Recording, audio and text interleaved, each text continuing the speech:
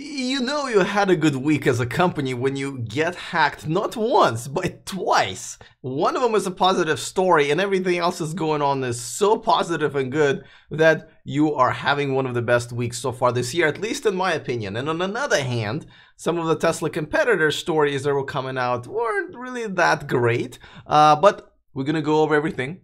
All the stories that came out this week, there are a ton of them. I think I had to make record number of these little graphics here, so it was another full. And the week before that, I had to make a record number. So we're good. I am really having a hard time keeping up my daily news reports, news little live feeds under 15 minutes. My original goal was to keep them under 10, which I think I've never actually accomplished because there's just so many things going on.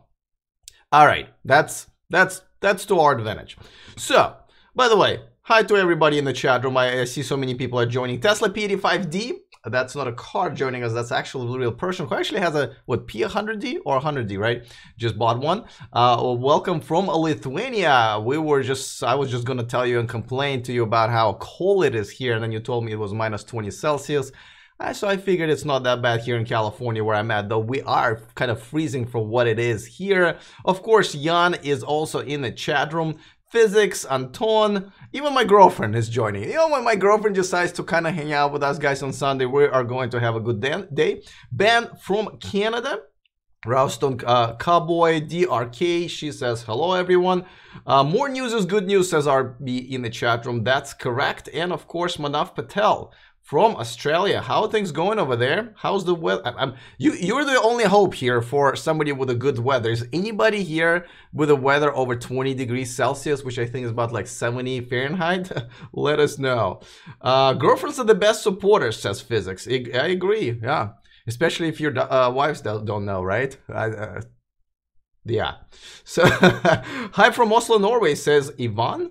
All right, guys. Well, while you're still joining, let's just dive into this interesting story. This was in the beginning of the week. I thought it was kind of cool story because, as you know, in New York, Tesla is only allowed to have 5 showrooms. So for those of you who don't really know, maybe you're kind of not quite sure what's going on here in the United States, some of the states here in the US have laws that prohibit car makers sell their cars directly. They have to have a dealership. So those people who are trying to, you know, screw you over are kind of in a separate entity, if you will. Okay, so now states like Michigan and Texas, and it's the fights there are much harder because they have a more conservative legislature. They are usually sponsored. Contributions usually come from oil companies and car makers and so forth.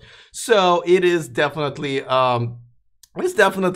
tough in there. Now, New York is one of those interesting states where they kind of made a deal. They said, okay, we're not going to allow you guys to just like kind of free for all, like, you know, in California, but we're not going to prohibit you there either. We're going to give you 5 locations, right? And you play with it as much as you want. Well, Tesla was like, okay, we'll take it, right?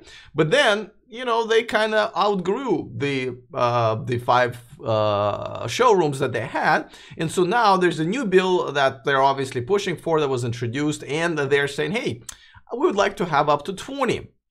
Well, usually, as you know, people will send like their executives or they will, you know, fund some campaigns or whatever. They would do their political stuff and try to campaign for the law they're really trying to support. And then, you know, Tesla decided to go a bit of a different route. They didn't send a person. They sent their car here.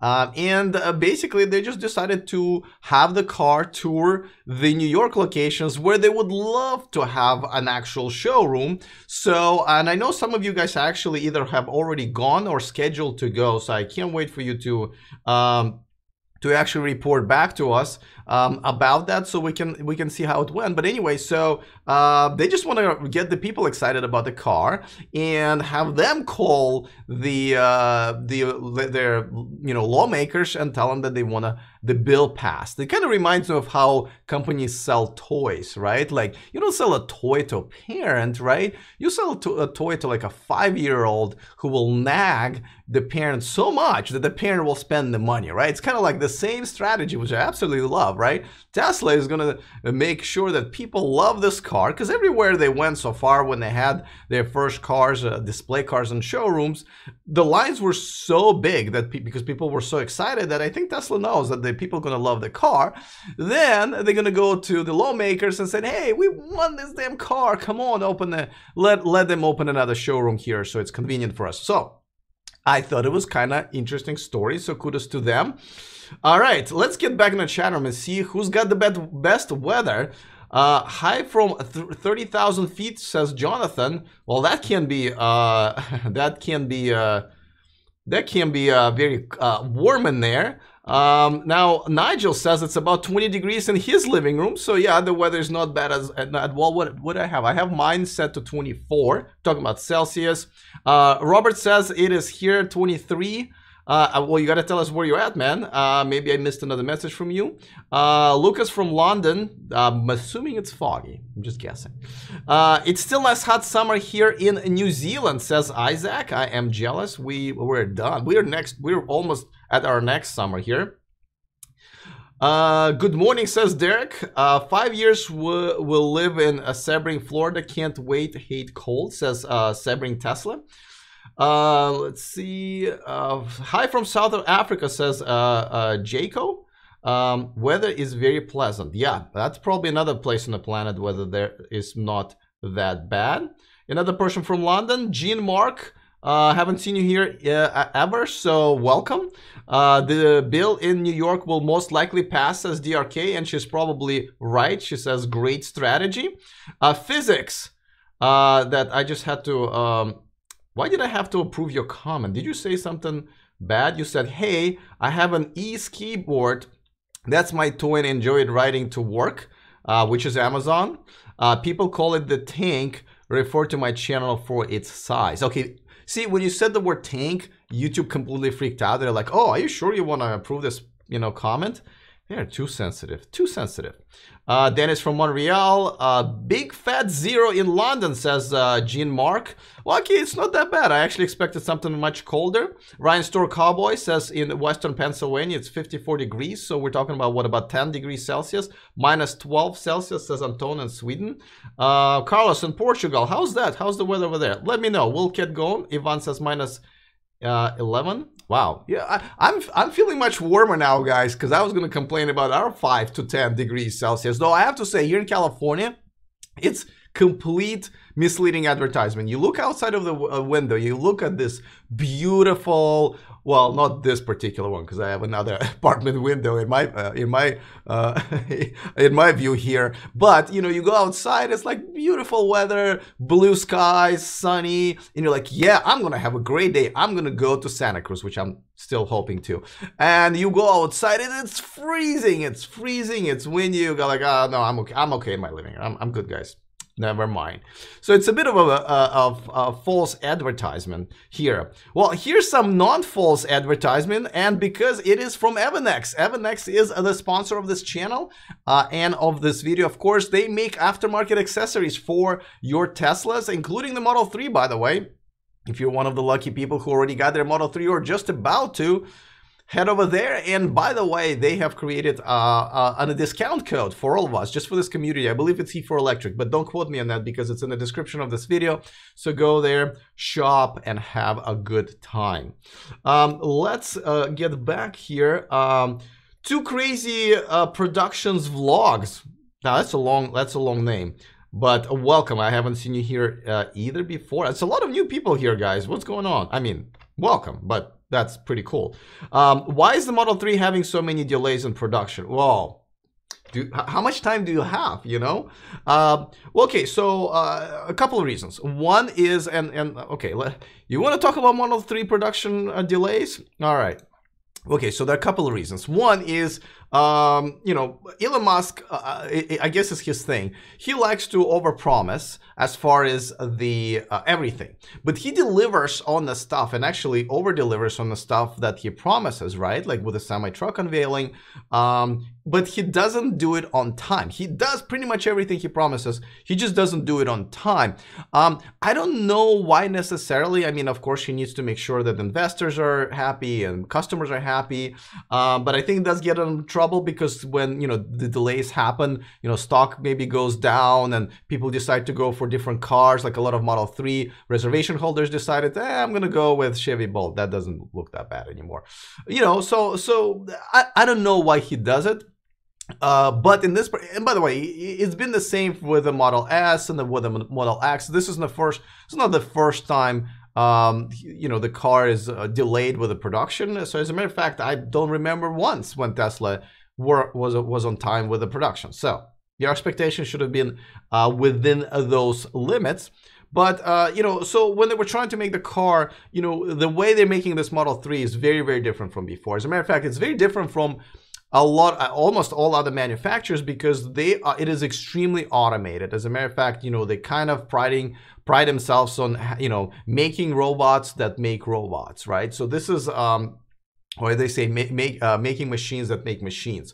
So because the setup is so complicated, right? The setup to set up the production line, and until you get everything right, you can move, you know, 5,000 cars per week as fast. So for example, even back in October, they said, listen, we technically have everything, all of our machines going at a production rate of like a few thousand, except for one. And because just one part of that production line was slow, that was a bottleneck, right? So they couldn't get more than like 100 per week out of there. And that was the problem was that they're putting together the battery units.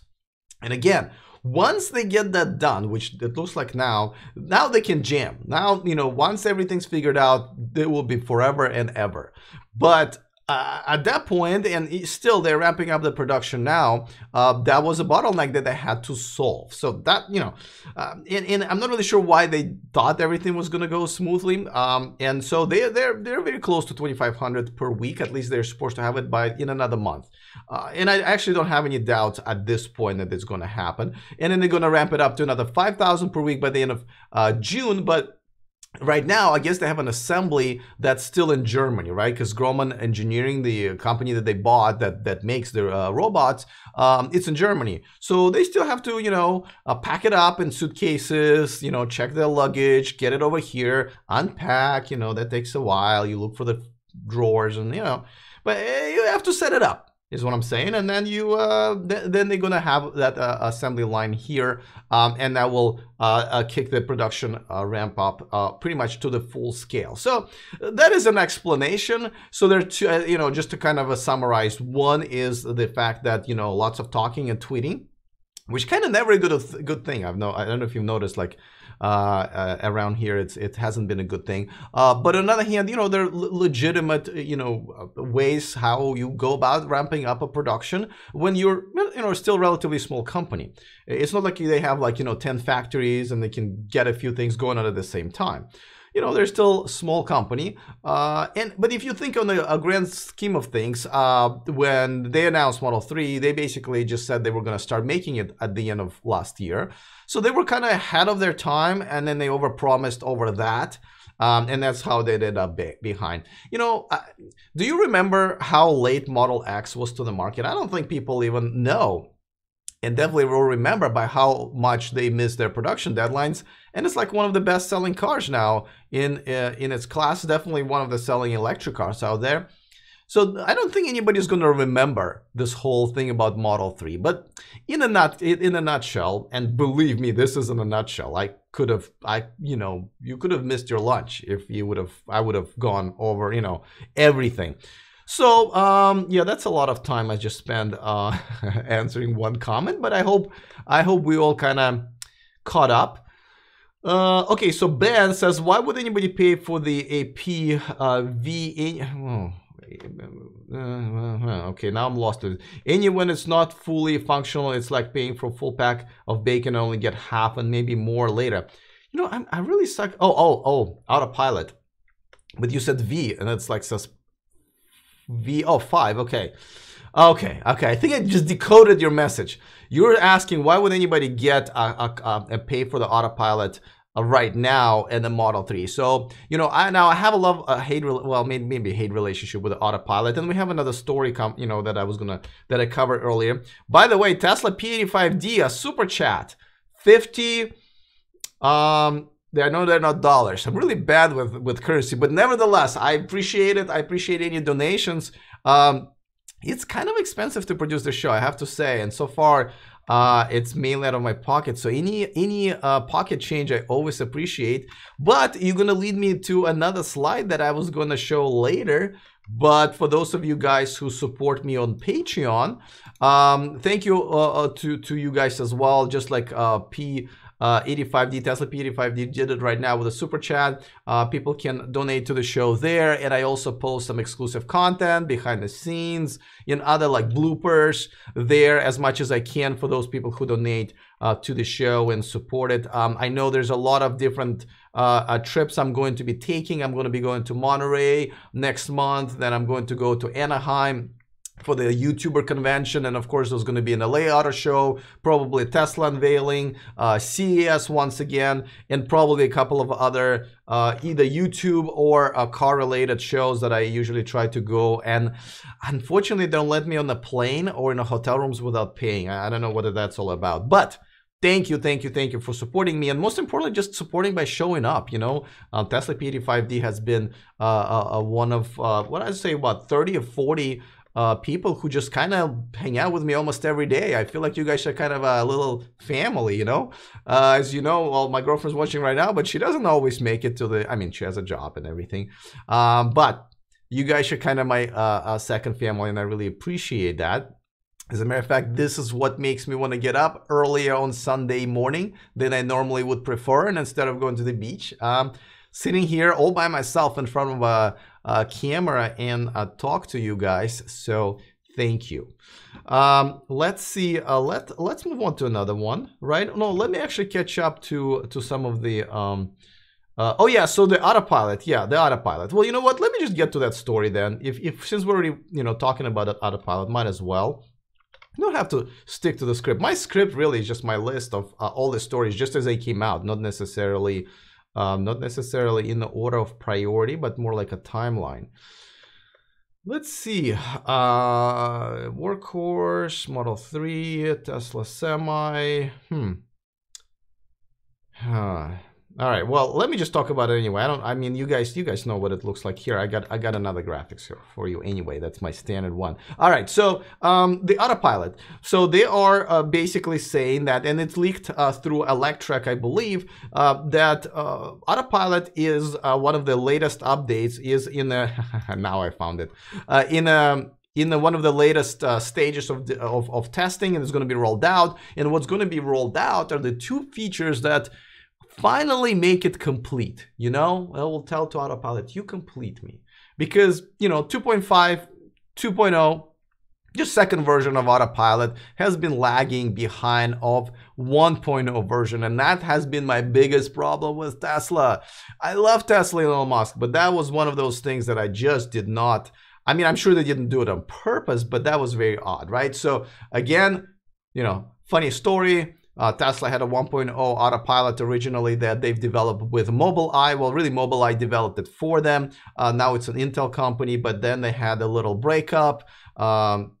And Tesla said, screw you, we're gonna do it ourselves. And they started developing it, and it turned out to be it's much harder than they thought. And a lot of features that the original Autopilot had, they didn't. And with time, they were adding more and more and more, and they still haven't caught up. And this update that looks like gonna be coming out in the next few weeks will finally catch up the 2.5 and 2.0 second generation Autopilot with the original 1.0 Autopilot, and the two two things that they looks like they're going to update are the much smoother cruise in the lane, so it doesn't go left and right like this, because some people have been reporting it. But also the car will see the other cars, motorcycles and trucks, in the lanes adjacent to the lane where the car is. If you have a second generation Autopilot, you probably noticed those lanes never have anything in them in your little screen ahead of you. So that's going to change. I believe that that would complete the second generation Autopilot and match it up with the first generation, of course. Then they will be able to build on top of that. I know Elon tweeted back in January, once again, going with promises. Again, no doubt he'll deliver. We just don't know when. He tweeted about, all these cool new features they're going to be adding on top of this. So that is the story that definitely is, I think, pretty important development. So I applaud that. Let's see. Let me catch up. By the way, guys, I know you're talking between each other sometimes. So for me to figure out when you're asking me something, if you don't mind typing at E for electric, just like my username, and that way it will actually highlight it on my screen, so it's easier for me to pick those out. I know like Ben and Derek figured it out, so I'm reading out their comments as well. Nigel says, look into heat pumps, additional info, not just in cars, houses. Okay. On March 31st of 2016, unveiled, they said shipping starts at the end of 2017, so not much late. Matthias, a great point. This was exactly what I was talking about, is that originally they promised it pretty much by the end of last year, which only actually 2 months ago, right? It's only when they decided, Elon decided to reverse himself and said, oh yeah, sure, we're ready to go now. And everybody got really excited, of course, but why? Like a lot of times when he says stuff, I go like, why? Like this week he was also saying how he's looking forward to beating the specs for the semi truck. Why? We are already blown away by the specs. If you deliver them exactly how they are, we're still going to be blown away because there are a lot of doubters. Why would you, why would you try to set a bar even higher when you don't really need to? You're not competing with anybody but yourself right now, and you don't want to lose to yourself, right? So I don't know why he does it. I really don't. So anybody knows, asks Anton in the chat room, anybody knows of any company planning to build an electric car out of solid state batteries? Well, I think everyone's trying to, and I think Fisker is one of the first ones that submitted a patent to apply for a patent for that. But right now, I think everyone's keeping quiet about it. I mean, I'm sure Tesla is working on it pretty hard. I'm just not really sure if they're going to tell you about it right now. Let's see. DRK with emails going out now to non-Tesla owners this week. It seems the ramp up is about to truly happen. And that's right. And, okay, you guys, fine. We'll talk about that story again. Don't need to go in any particular order, but I just have to find the graphics, and I have. Look at that. All right. So yeah, that's true. And I think this is one of the most exciting news. When I was talking about it earlier this week, I just said, hey, we've been waiting for this for just such a long time. We forgot we've been waiting for this moment. But yeah, Tesla finally made the Model 3 available for configuration of for the non-Tesla owners, people who have reserved in California on the first day, blah, blah, blah. We all know how that goes, but that's exciting. Some people are saying, well, wait, not so much. Why did the line move so fast? I mean, there are many explanations for that. Not everyone's ready to buy a new car, especially with Tesla changing their delivery dates a few times. So some people already got their cars or extended their leases or whatever. On the other hand, a lot of people do want a $35,000 version. Like I'm waiting for it, not so much even for the pricing, is that I don't want to pay an extra money for the range I'm not going to ever need. One of my cars is a regular 60 Model S, and it has a realistic range of what, 170? 160, and I never get close to running out of energy. I drive a lot. I drive like 25,000 miles a year, so that's a lot. And so I don't need 310 or whatever, 340, whatever you want to equate that range to, and pay the money I will never use. So there are a lot of people like me and there are also a lot of people who are on a budget. They don't want to $60,000 car. They want a $35,000 car. So there's some explanation for that, but it's definitely very exciting. I mean, and you know, we've talked about this right before, like, well, was it really fair to let the Tesla owners to give it the first dibs? Because, you know, don't they want to grow the following and expand the family of people who are into Teslas, and, you know, people who are already Tesla owners? So we're not really like making any new friends here. And on the other hand, you know, Tesla owners are a little spoiled, and they're going to be picking this car apart, where people who just got their first Tesla, they would be so excited about this.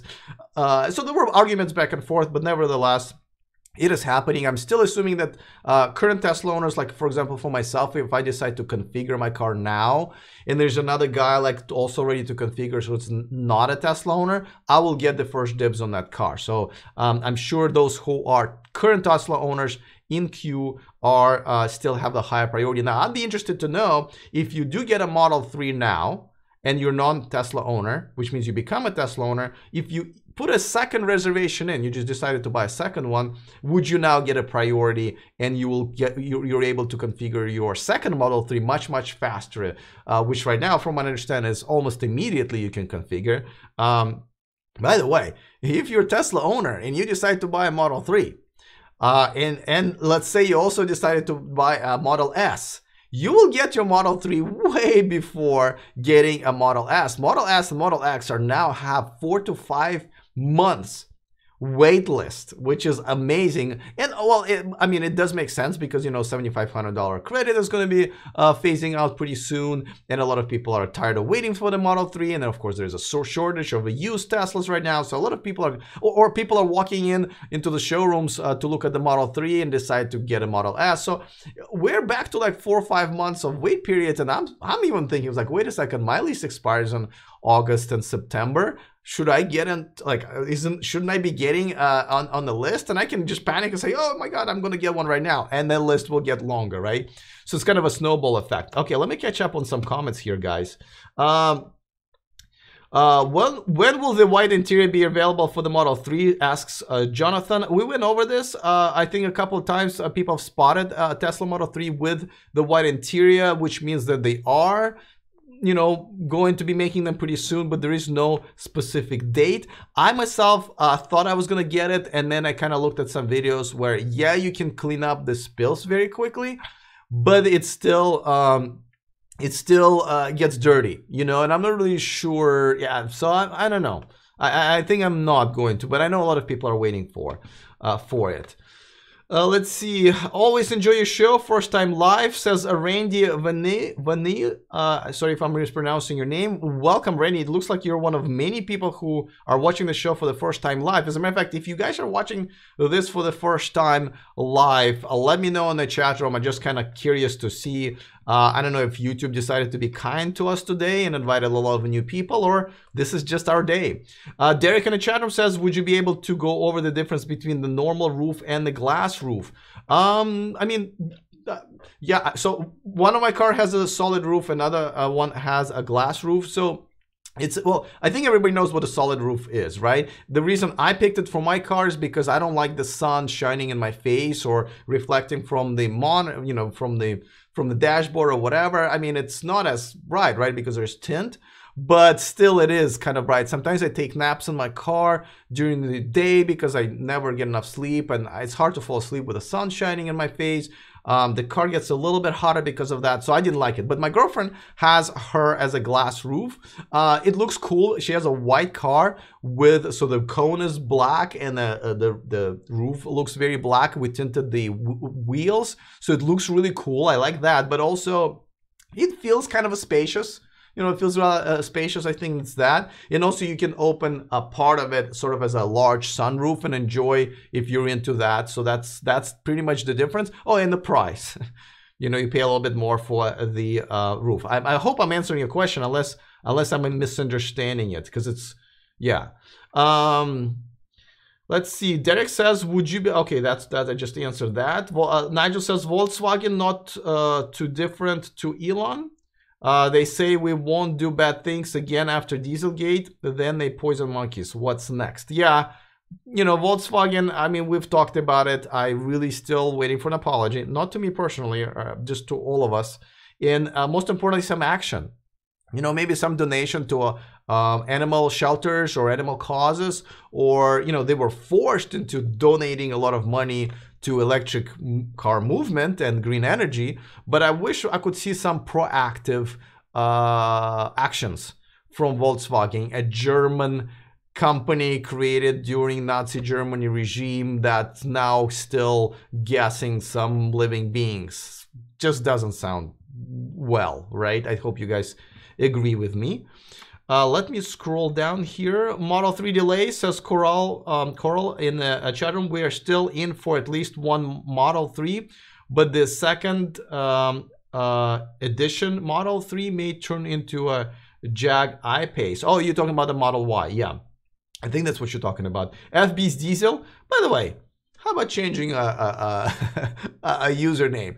You know, you're on YouTube with talking about electric cars, but your username, I'm assuming FB stands for Facebook, maybe, and then diesel. Come on, man, you can do it. Change it, or ma'am. I'm going to the Model 3 event tomorrow. See, you can't have a diesel username and go to Model 3 event. You will get kicked out. Security will literally escort you out. All right, well, so he says I'm going to Model 3 event tomorrow. I'm assuming you're talking about New York, so if you have some pictures or maybe even video, I would love to have it and feature it for everybody. But by the way, guys, I mentioned it before, maybe I should mention it more. If you have your own experiences that you think will benefit this community, take a video of it and send it to me. I mean, I featured a few videos, I think a couple months ago, and then kind of we forgot about it, but I'd love to have more videos from you guys, your experiences and so forth. Just make sure it's like beneficial for the community and not like, hey, look at me and my Tesla, kind of like that. Just more of like, okay, you know, maybe some of your thoughts, maybe some of your questions, even if you want to ask a question on video, I'd be happy, I'll be happy to answer. I'll be doing this a lot because we go on for a while. By the way, when you're taping stuff with your video, with your camera, please don't do this.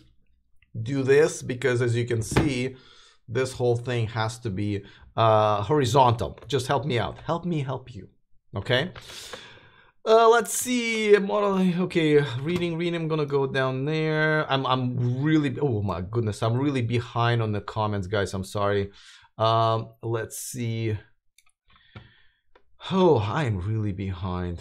The Model 3 looks so much better in person. Awesome car, says Sebring Tesla. You know, I disagree just because I already thought that it looked amazing on pictures. And I think it looks just as amazing in person. I think it's already a compliment when a car looks just as good in person as it does on pictures. Again, not sure about better, but I think, you know, it's like, I don't know if you ever online dated or used, you know, whatever, Tinder or Match.com, whatever. I met my girlfriend on Match.com, by the way. So, you know, it's always it's always great that the girl that you meet looks exactly like she is on the picture. She doesn't even need to look better, right? Because you already like the pictures. Same thing with cars. You know, the car looks much better than pictures. That's great. But if it just matches the picture that you already like, I think it's pretty good. So there you go. Mr. Carico 3. I don't know why I keep mispronouncing your name. It's my dyslexia again. Hi from Portugal. We were talking about the weather, so you might as well tell us what is the temperature there in Portugal. Elon is an optimist, says Gene. You can't do amazing world-changing things if you're not an optimistic person. I agree. You just always don't have to let everybody know that you're more optimistic than your production capabilities. That's all I'm saying. All right, now I scroll down to Tesla's P85D super chat, which I still appreciate. I still don't know what it is in American dollars. So can somebody help me out? Oh, it says $6. RB says it's $6. So I'll enjoy 2 hot chocolates at Starbucks, because I think Starbucks makes the best hot chocolate for my taste. And they're not sponsors of the show. So I'm just saying it literally just because I like Starbucks. Starbucks hot chocolate. I don't really drink coffee, but Starbucks chocolate. You know who is a real sponsor? Evanex. The coupon is in the description of this video. All right, so let me scroll down. By the time Model 3 gets right-hand drive, says Nigel, there will be at least a Leaf 3 or 4, Zoe 2, Hyundai Sonata Jug. Yeah, there will be a lot of cars by the time there's a Model 3 right-hand drive, but I bet it still will be a very competitive car. So, there. But yeah, it's gonna be a while, unfortunately. Norwegian. Okay, so this is Norwegian 50 kroner is roughly $6, says Louis in the chat room. I appreciate it. Oh wow, I've never seen a super chat before. Haha, that's awesome, says Derek. By sending a regular non-super chat message. Yeah, no, actually, yeah, I don't get as many super chats here because I don't know why, but I've sometimes when I do, like, they all kind of go. But I always appreciate it, and of course, if you guys do want to contribute to the show, I'd like to contribute back. So I always appreciate it when you guys also do it through Patreon, because that way I'm contributing some, you know, nice exclusive content for you. And I hope that is cool. Atik N 1985 says it's really cold in UK. About $8 Canadian, says Derek. That's about the super chat. Oh yeah, DRK reminds everybody to hit the thumbs up button, and I even have an image for that, you know, just so you guys remember what thumbs up looks like. But you know, this is what it looks like. Oh, here it's a 3D graphics right here. Yeah, so this video does much better, not much better, but just better on Facebook, and I mean on YouTube. I really don't live stream on Facebook anymore, kind of useless. But yeah, I stream on YouTube, and then I repost on my Facebook page and my Facebook group. By the way, if you guys are not members of my Facebook groups, I have one from the Model S, another one from Model 3 owners. So you can find it on Facebook. One is called Tesla Model 3 Owners Worldwide. Another one is called Tesla Model S Owners Club. So feel free to enjoy it. One has like 20,000 people. Another one has like almost 4,000 people. So definitely join those communities if you have, you know, interesting questions or need answers. There's always plenty to go around there. It's pretty big. So yeah, but yeah, please go ahead and click that button there, because that just helps the video to do well. And of course, if you haven't subscribed, hope you're enjoying this. Go ahead and click on that subscribe button and the bell notification icon, so you know when I go live, so you won't miss anything, and become a part of this amazing community that's been growing and I've been enjoying every single day. I gotta tell you guys, if it wasn't for this, I wouldn't even want to get up in the morning to do this. It is the fact that our community has been so great and so amazing. As you can see, I don't even have the administrators here working that hard to remove any kind of people or trolls or whatever. It's been pretty good in the comment section. I feel like this community is probably the most educated and smart, and I'm not saying it because I'm talking to you guys, you know, but because I look at comments on other YouTube electric car and Tesla related YouTube channels, and I feel like my audience has been the more educated one. Oh, another super chat. Whoa. $12.63, and I think this is Canadian, right? Thank you, Derek. I appreciate it. He says, get 3 hot chocolates. Let's go, boys. All right. you're gonna have to send me extra money for, Jenny Craig program when I gain weight with all the hot chocolates, but I appreciate it. You know what? I'm gonna get, this is California. I'll get 2 hot chocolates and a bunch of kale. How's that? That's a very California and healthy thing to do. But I appreciate it, guys. Another super chat. That is awesome. I feel the love. Let me keep scrolling down. Anton says, Alex, are you getting a Powerwall through referrals? Yeah, well, because I needed to get to 5 referrals to go to the semi-truck event. So I went through this. I got a Powerwall, but because I live in an apartment, which I like living in an apartment. I don't really want to live in a house. I have a house in Sacramento, and I have renters there, so I'm not really sure if I wanted to get a Powerwall for them. So I just sold it to get some extra money for the equipment and stuff like that. Consistently have to buy different types of equipment.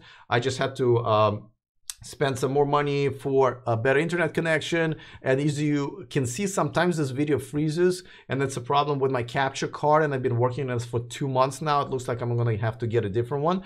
So I kind of try to subsidize my prices and pay towards the channel. So I don't know if you've been watching this from the very beginning. As you know, the image was a little blurry, and now it's in full HD. I'm not sure if it's a benefit to see all of my pimples and my pours in HD, but nevertheless, it's in HD.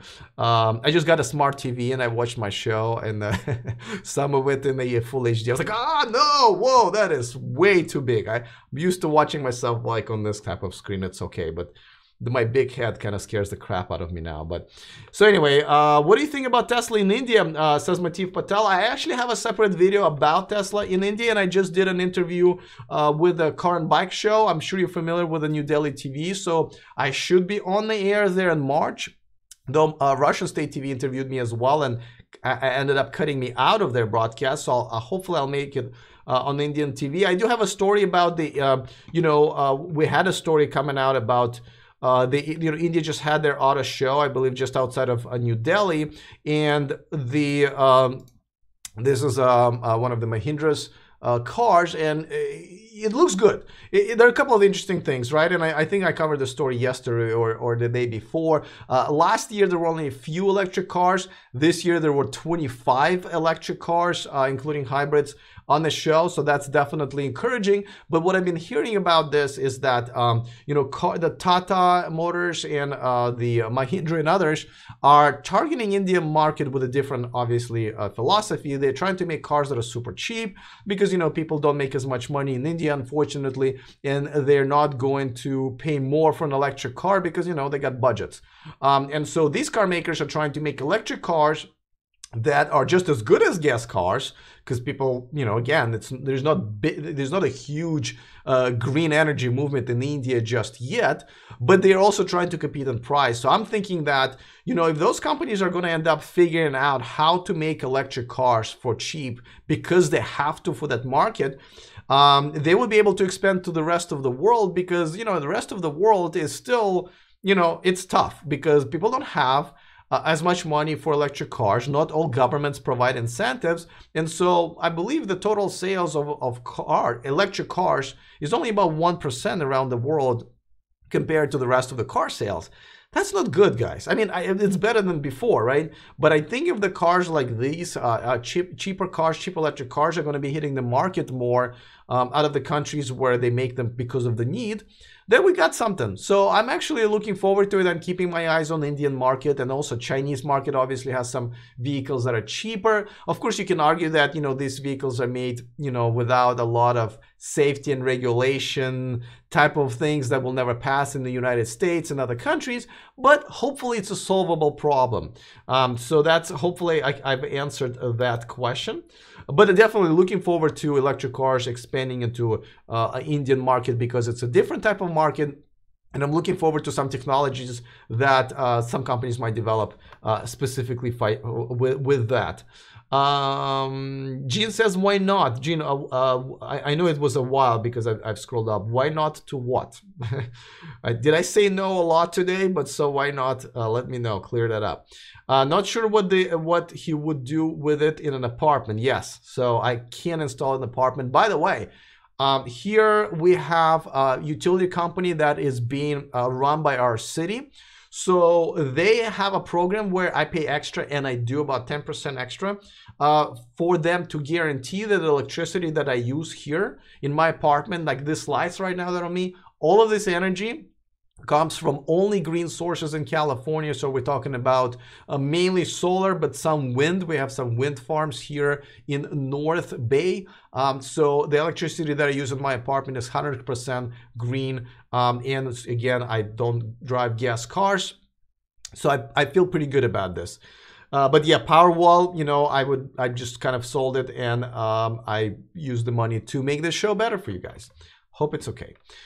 Okay, so I've addressed the Tesla in India. Nigel says, am I the only one, but I seriously don't need the most of these autopilot features that I passed at driving test. Also, the costs from Tesla are just ridiculously high, even for things that do not work. Well, Nigel, watch my show to know that I'm not a big fan of an autopilot either. I actually, I don't think I'll be getting an autopilot features in my next Tesla because one, I like driving.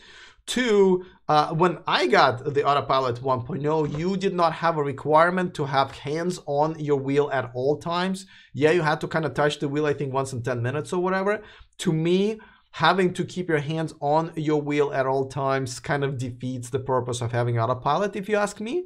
The only feature of Autopilot I do use is parking, which by the way, I can park kind of myself, as you said yourself. I've passed the driving test as well. I can park just as fine, and paying thousands of dollars for something that really is not, they call it an assistant, but like, it's like if you had an actual assistant. I know some of you guys may be executives. You have an assistant in the office that, let's say brings your coffee because you're too busy to run to the Starbucks.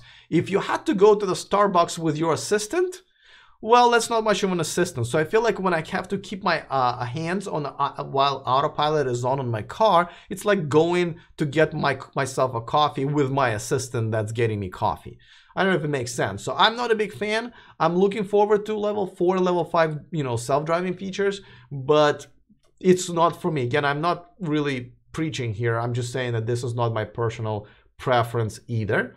Any more Dyson updates this week? Ben, you know what? I'm not touching that subject. This is one of the 2 subjects in the last few weeks that I was like, I'm so sorry I talked about this.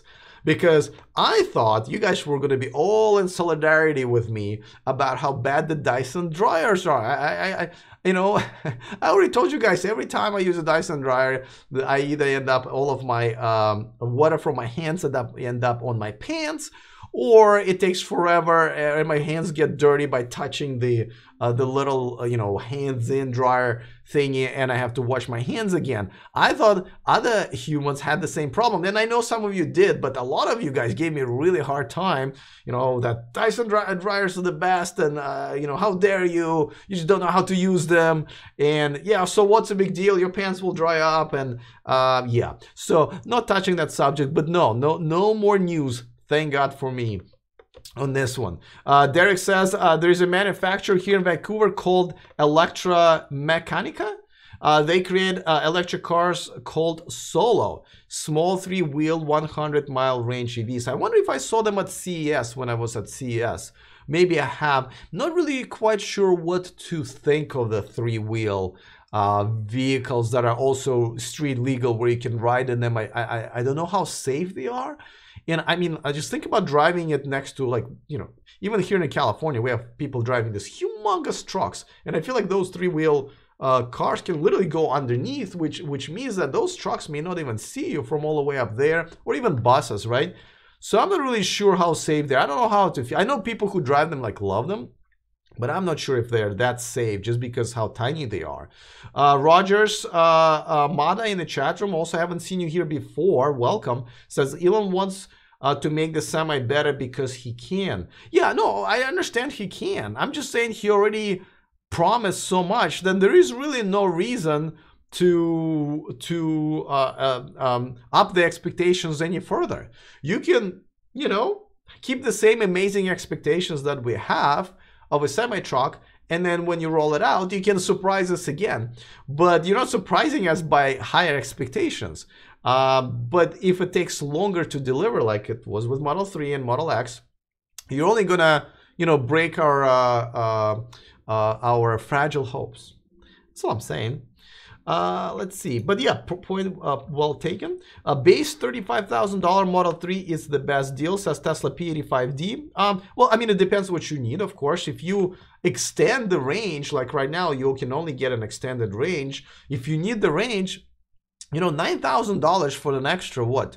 I think 90, right? Miles of range is actually a pretty good deal if you think about it, if you compare it overall for like dollars per mile for Tesla or other cars. So that's not a bad deal if you need it.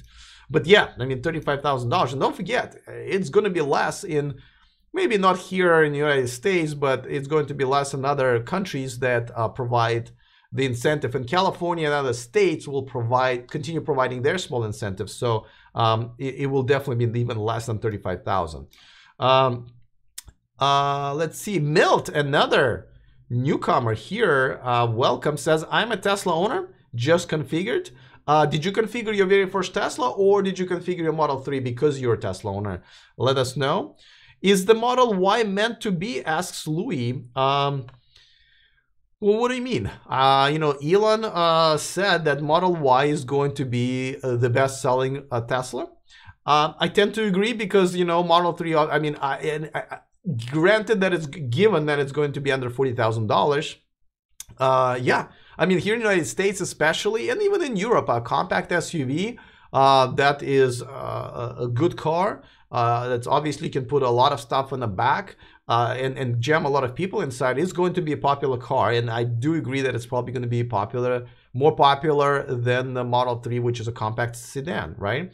So yeah, I think it's definitely meant to be. Gene says, I agree. Why cart around all of what a weight for range you will almost never use? Why don't ICE cars have 100-gallon gas tanks? Well, good point, but and some do have pretty tiny gas tanks, but at the same time, gas doesn't weigh as much as extra batteries, right? Batteries are really heavy. Anton says, I meant if anyone is building the body of the electric car out of batteries, if we will be able to do what electric cars will be lighter than ICE cars as well.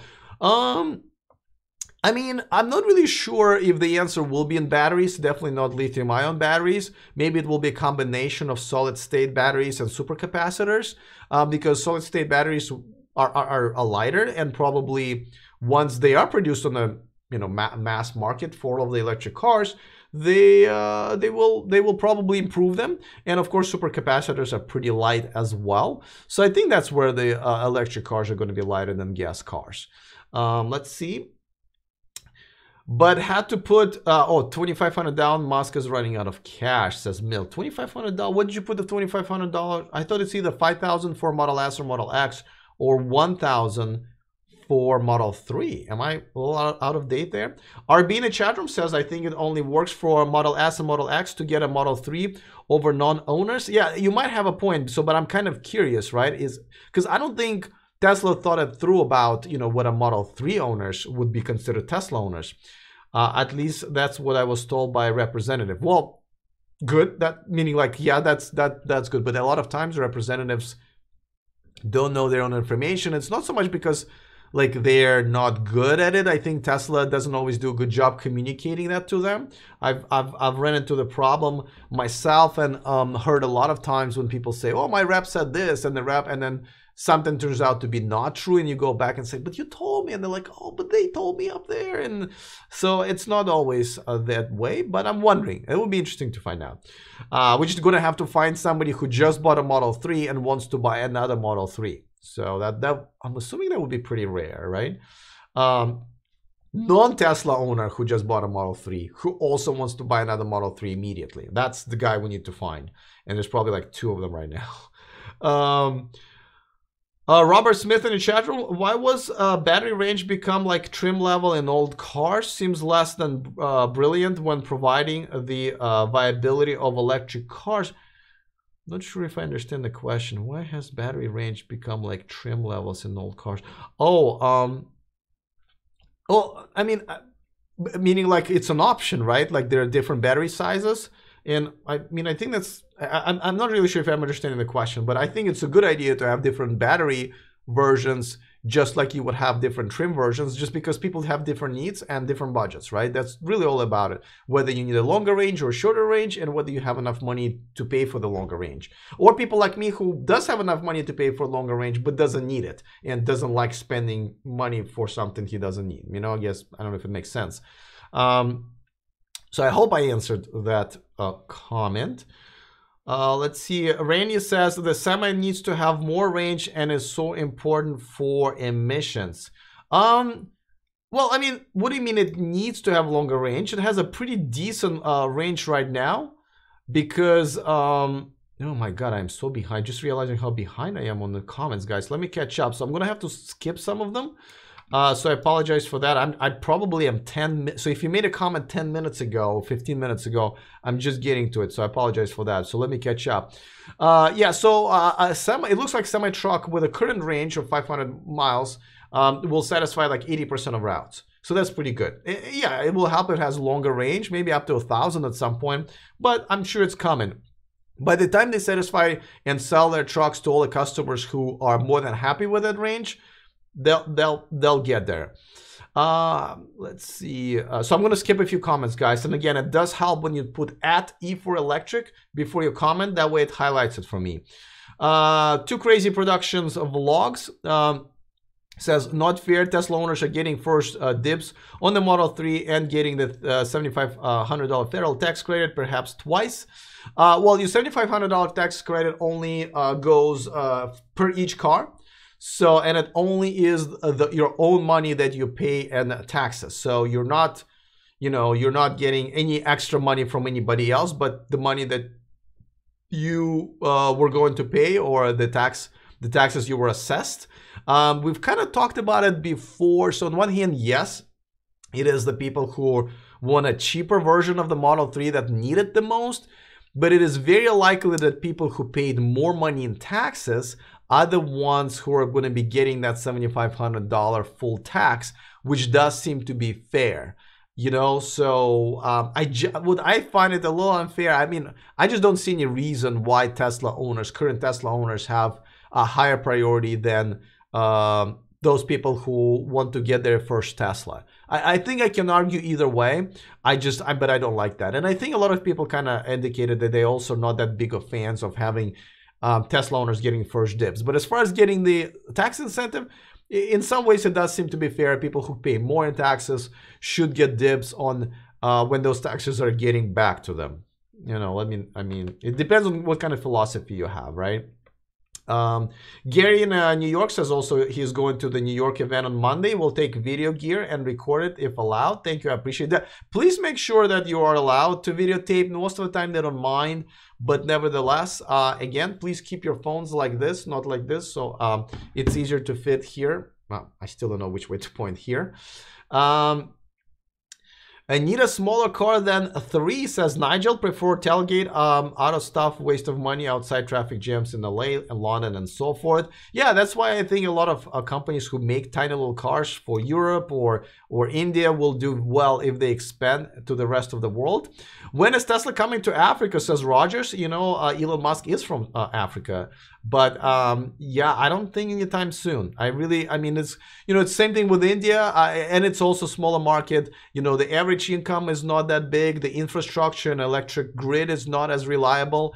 And, it does cost money to, go somewhere and build a supercharging network and service centers and hire people. And, I don't think African countries right now, including South Africa, are there yet. India is probably ahead of them. You are living the dream, says Ben. I think so. I hope we're living the dream together, though. Nigel says, I saw a program on TV about a perv guy who fancied his car big time. He would not like electric vehicles. There's still a lot of people who just don't like electric cars no matter what. Old school. We're just going to have to prove to them that, electric cars are better. And this is why I cover a lot of supercars and hypercars, because even though they don't do anything for us like regular consumers, but they do hype up and highlight the specs and possibilities what you can do with an electric car. I love that story that I did about the oh man, the name now escapes me. The guys who convert Corvettes into electric vehicles and make them better, because people love Corvettes, right? It's such a gas-powered car, and they converted the electric car, and it just happens to be better. I thought that's just awesome. Damn it, I forgot their name.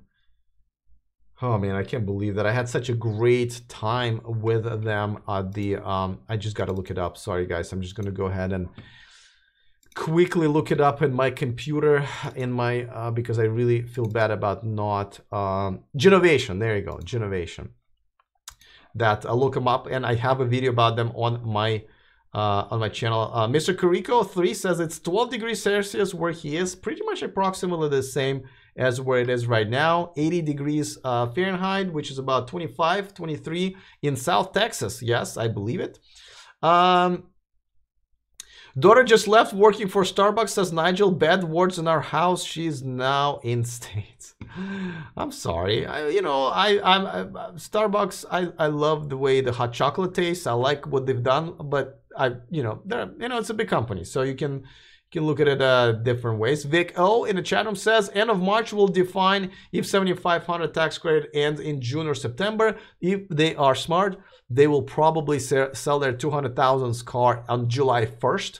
And that means that, don't forget, that quarter and a quarter after that, so pretty much for the rest of the year, the tax credit will stay. Then Q1, it will go in half, Q2 of the next year, and another half, and by July of the next year, so more than a year, then it will go away. So it will stick around for a while if they're a little smart about it. And I think this is why they're selling Model 3 in Canada now more aggressively, and kind of slowed down and kind of delayed the $35,000 version of the car, is so they sell more out there and not so many here to keep the tax credit for next 3 months.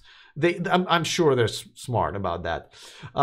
Cook Arpa says companies like Volkswagen has only one primary motive, profit. What? I think all of them, including Tesla, especially publicly traded one, they will poison their own children and mothers to make a profit. Actually, they're poisoning the planet, their children, and their mothers. No argument there. Frida says, hello from Indiana. Welcome. I don't think I've seen you here before, maybe in a comment section, but wow, there's a lot of people here for the first time watching the show. Michael Ann says, hello, Alex. Is there a website that tracks who and where Model 3s are being delivered? I believe there is one. I don't know off the top of my head, but you can Google it, and I think they keep track of VIN numbers and deliveries and locations. That's a good question, but just go ahead. Ryan Stowe Cowboy says, of course, we are edumacated. Touche. Physics says, half calf double decaf mocha cappuccino, half decaf double cafe latte with a twist of lemon. I have no idea what you just said because I don't drink coffee. I literally just order hot chocolate, no whip, and I get the hell out of there. That's how I use Starbucks. But their hot chocolate is so good, so good. I think I don't know how to pronounce your username. Q9085. I test drove the new Leaf this week. Awesome. Love strong regenerative braking. E-pedal takes getting used to. Yes, it does. Can't wait for 60 kilowatt hour version, which should be coming in more than another 6 to 8 months. So yeah. How do you stay charged? Stay charged. When living in an apartment complex, says Ben. You mean me personally or generally? I was lucky enough that my apartment manager installed 2 Tesla chargers here. As a matter, I have a picture of it here for one of the story I was going to do. This is actually my charger. As you can see, there's another one. So these are the 2. But I already said it many times. We here, even California, don't have that many apartment complexes that have charging stations. Even the brand new ones that are building now are lacking the, and you can't really talk them into it. And if they do have it, it's kind of first come, first serve, where it's like, well, I don't want to play, gamble and play, like, what do you call it, musical chairs with a charging station and gamble whether or not I'm going to be able to drive around in my car next day, so it's a problem. But I did check with my attorney, and again, I'm not giving you legal advice here, but my attorney said that there is a law in California that basically, and again, I'm sure you have similar laws in other states, so I encourage you to check with your attorney. But we have 2 laws. One, if you are part of HOA, the HOA is disallowed to disallow you to have a charging stations as long as you submit the proposal, pay for it, and everything is done up to code and doesn't violate any other sort of rules of your HOA. It's a bit of a process, but there is a law here in California that prohibits them from just saying no. And there is a law, and I got to tell you, it's weird how I called my my attorney company. I use a Legal Shield, and they were like, they didn't hear about this. I had to tell them about this law. So I ended up actually finally confirming it, and there's a law in California that basically says this: if you are, and again, I'm not giving legal advice, this is what I've heard.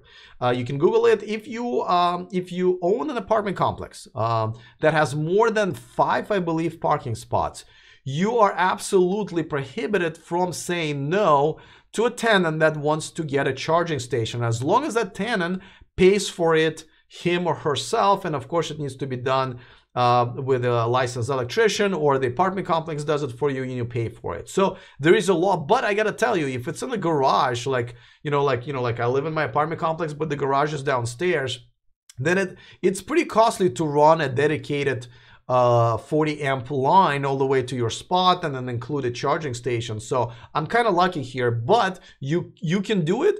I recommend, if you are looking for a new place to move, that you move into a townhouse or a duplex or a fourplex where you have your own garage and a washer and dryer in the garage, because the dryer will have a 240 outlet here in the United States at least, and you can just use that with the adapter that comes with your Tesla to use for that. And if you have any other electric car, you can use your own adapter that you can buy on Amazon or whatever.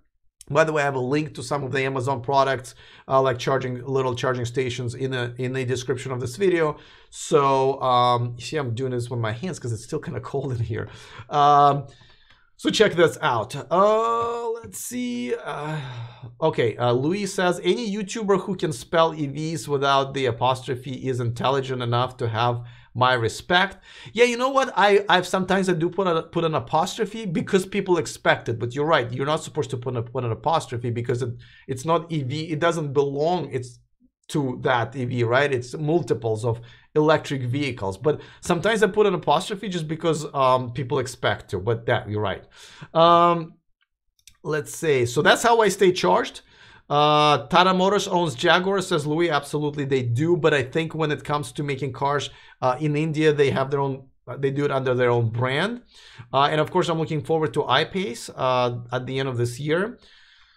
Let's see. Tesla P85D, $7,000 US for a car and $7,500 tax rate. Yeah, what happens when your car is $7,000? Well, I think your battery size has to be so big to get the full $7,500 tax credit. I think if you have a smaller battery, then you get less of that. But I wonder. Well, I don't think we're gonna have that problem anytime soon, where the tax credit is more than a brand new car is a cost. But you bring an interesting point. And so, by the way, so since I already brought up this graphics, this week Tesla has come up with a workplace charging program. As you know, they have superchargers where you can charge your car long distance travels, fast charge it. They also have a destination charging where they've installed them at the shopping malls and parking lots and so forth, so you can charge while you're shopping or whatever. Now this week they came up with a workplace charging program, which is very similar to destination charging. They are going to be installing it at company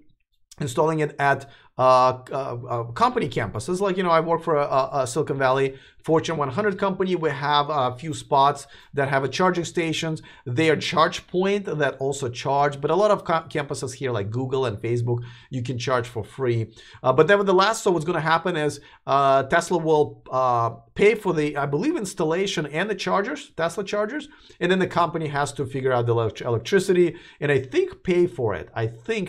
As well. So of course, it's going to create a bit of a issue probably because, Leaf owners and Bolt owners, not even Bolt owners, was the Leaf owners and i3 owners of cars that has a small range. They'll be like, well, what do you mean you're providing chargers for cars that probably don't really need it? What about us? We need more chargers. So I can see that being a bit of a problem, but whatever. I mean, this is something that Tesla providing for free, so that's good.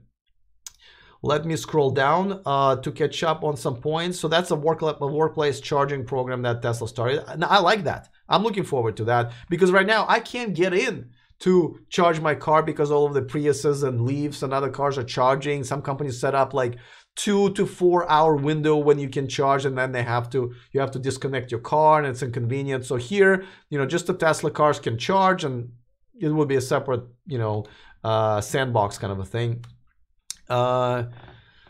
Let's see, a lot of Leaf versions, one here, but I can't see why, apart from Lease costs, why people buy Leaf. We have very few 50 DC chargers. Also keep meeting EV owners who have little idea what's under the hood, says Nigel. I think because Nissan Leaf is a cheap car, and a lot of times they sell them at below cost, and there's incentive, and you can get a really, really low lease. Like, I've heard people who lease their Nissan Leafs for like $99.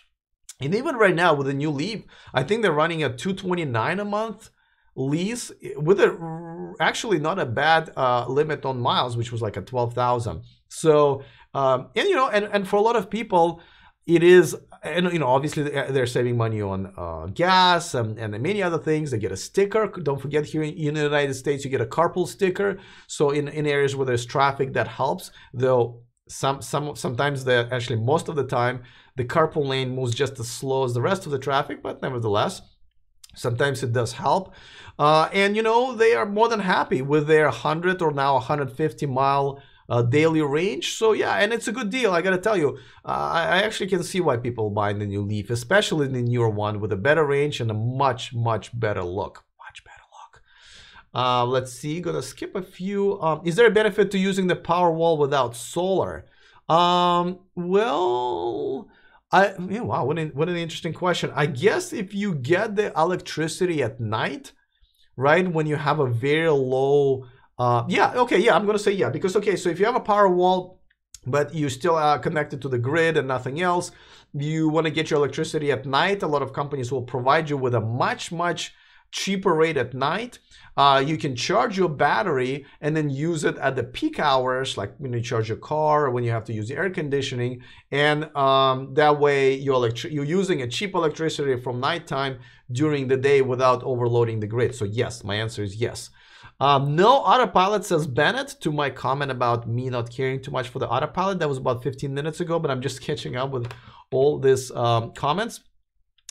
Bharat Patel says Tesla should buy one of the GM plants so people do not wait for the Model 3 or Model Y. GM to shutter the plant in South Korea. GM to shut Gujarat plant in India. Yeah, I mean, I'm sure I'm sure there are a lot of good opportunities for Tesla and other companies to buy a factory. It's just a matter of where. They've been really trying to buy to get one in China, right? Because Chinese government appeared that they were going to give them a good deal.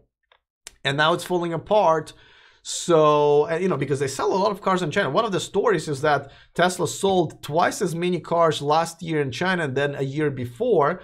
And that's why I have this graphics right here, which I believe is now 103,000 cars last year. We also did a story how Tesla is not the largest electric car seller in the world, or even in China or in the world. I made you guys guess which one it was, and it turned out to be BYD. It's a Chinese company that made, I believe, 113,000 and sold cars in just China. Yes, they're cheaper cars. Yes, they have a lot of subsidies for Chinese-only companies, but nevertheless, they are the largest seller of electric cars, including plug-in hybrids. Though some people disputed that. They said that, like Toyota sold a bunch of Priuses that are plug-ins and beat them. So I got to look into that. But I'm sure there's a minimum range where your car is considered electric car. Like, i8 is not only going to be considered to be an electric car, even though it's technically a plug-in hybrid, if you will, but it goes like 3.5 miles on the charge. So, so I'm sure there's a limit to that. But anyway, so that was an interesting story that it is BYD. And by the way, Tesla is a third company. I think it's another Chinese company that's number 2 as far as sales is concerned. But nevertheless, Tesla has been selling a lot of cars in China, and I would love to get rid of that 25% tariff that is on top of already expensive price of Tesla in China. So they're going to have to look for maybe a different deal or a different scenario of where they're going to be making the Model Y. For that, they'll need to get a deal somewhere. Do you see fully charged? A recent video about the very high efficiency of heat pumps. I have not, but I will now that you mentioned it. I love some of his videos, I have to say, but some of his videos are a little too nerdy for me. I have to say, I don't always get into like how things work on the thermal level, I am more about like social aspects of electric cars and so forth, and kind of a specs on the surface, but like getting into the molecule level sometimes is just a little bit not so much that I'm into, but I will check it out. If you guys are into it, I will definitely try to get into it. Sold out surf, also first time posting here. Welcome. He has hi from Hawaii. I'm sure the weather is nice there no matter what time of the year it is, though. Let me know. I know you guys have hurricanes sometimes. Do you think it's better to get the $7,500 credit and the high-end Tesla, or wait for the cheaper one? That's a great question. Yes, I'm gonna say yes. Yeah. And I've been thinking about it as well, because yes, you're getting okay, so it's like, okay, so it's an interesting question. So I'm gonna answer it like this. So and we're talking about a Model 3 here, right? You don't want to spend extra $9,000 on the range you don't need, like I do, like I'm assuming. But then on the other hand, $7,500 of it is going to be paid by your tax refund, right? And then another probably $2,500 by California, wherever you're at. So really, you're kind of getting that for free. And I gotta say, I'm considering that. To be honest with you, I would have already done it if there was a lease option. I probably would have already done it, or at least on the last day when I can get it. It's because there is no lease option, that's why I'm not really getting my Model 3 just yet. Plus my current lease doesn't expire for another few months. But if you don't mind buying, and then you may be even thinking about flipping it at some point, or at least making sure that the price of your car doesn't go down and maybe even goes up a little bit, then it's not that bad of actually, I can't believe it's an investment into a car. So yeah, that's, make sure your math works, make sure that it works with your needs and how long you're going to hold the car for. But that's not a bad idea at all. That's not a bad idea at all. Gene says, my wife drives, so I am not a fan of driving, but I would not pay for Autopilot now as it's not working or legal yet. I would rather have the $5,000 making money in than pay when it works. Absolutely agree with you, Gene. Absolutely agree with you. Tom says, I just bought a Tesla with no Autopilot. All right. Want to wait for them to get this system figured out. Just not happy yet with Autopilot. There you go, Tom. I think there's a lot of us now that we're excited about it. It's a great feature to demo for your friends and stuff. But yeah, as far as how much money you spend for what you get out of it right now. See, when I bought it, you didn't have to keep your hands on the wheel as much. So it was worth it at that time. And then they took it away. By the way, just a reminder, give this video a thumbs up. It always does better in the replays when you give some love to the video, because 95% of people who watch these videos, they watch them in the replay. I wish they didn't. I wish they were part of this awesome hangout in a live chat room, but they don't, because people have other things to do, and some of them are sleeping right now, or some of them are in Santa Cruz, somewhere where I'm hoping to get a little bit later in the day once I'm done with this feed, and that happens when I start losing my voice. I'm not yet, so don't worry. If you guys are hanging out with me, I'm going to continue hanging out. I'm just looking. Oh, and by the way, thank you to my Patreons. Just wanted to mention that if you're looking to contribute, thank you for that. And of course, a reminder that this stream and this channel is sponsored by Evanex, the aftermarket accessories for Tesla. Let me go back to this slide and catch up on some of the messages. I am really behind. Physics, maybe I can convince Jeff Bezos to make a car. I know you work for Amazon, so just go ahead. Just walk into his office, say, hey, dude, let me just give you some great ideas. But actually, I wouldn't mind. Though, remember when Amazon came out with a cell phone? It had like this 3D thing, and it was really amazing. And I use Amazon all the time. Even my groceries get delivered by Amazon.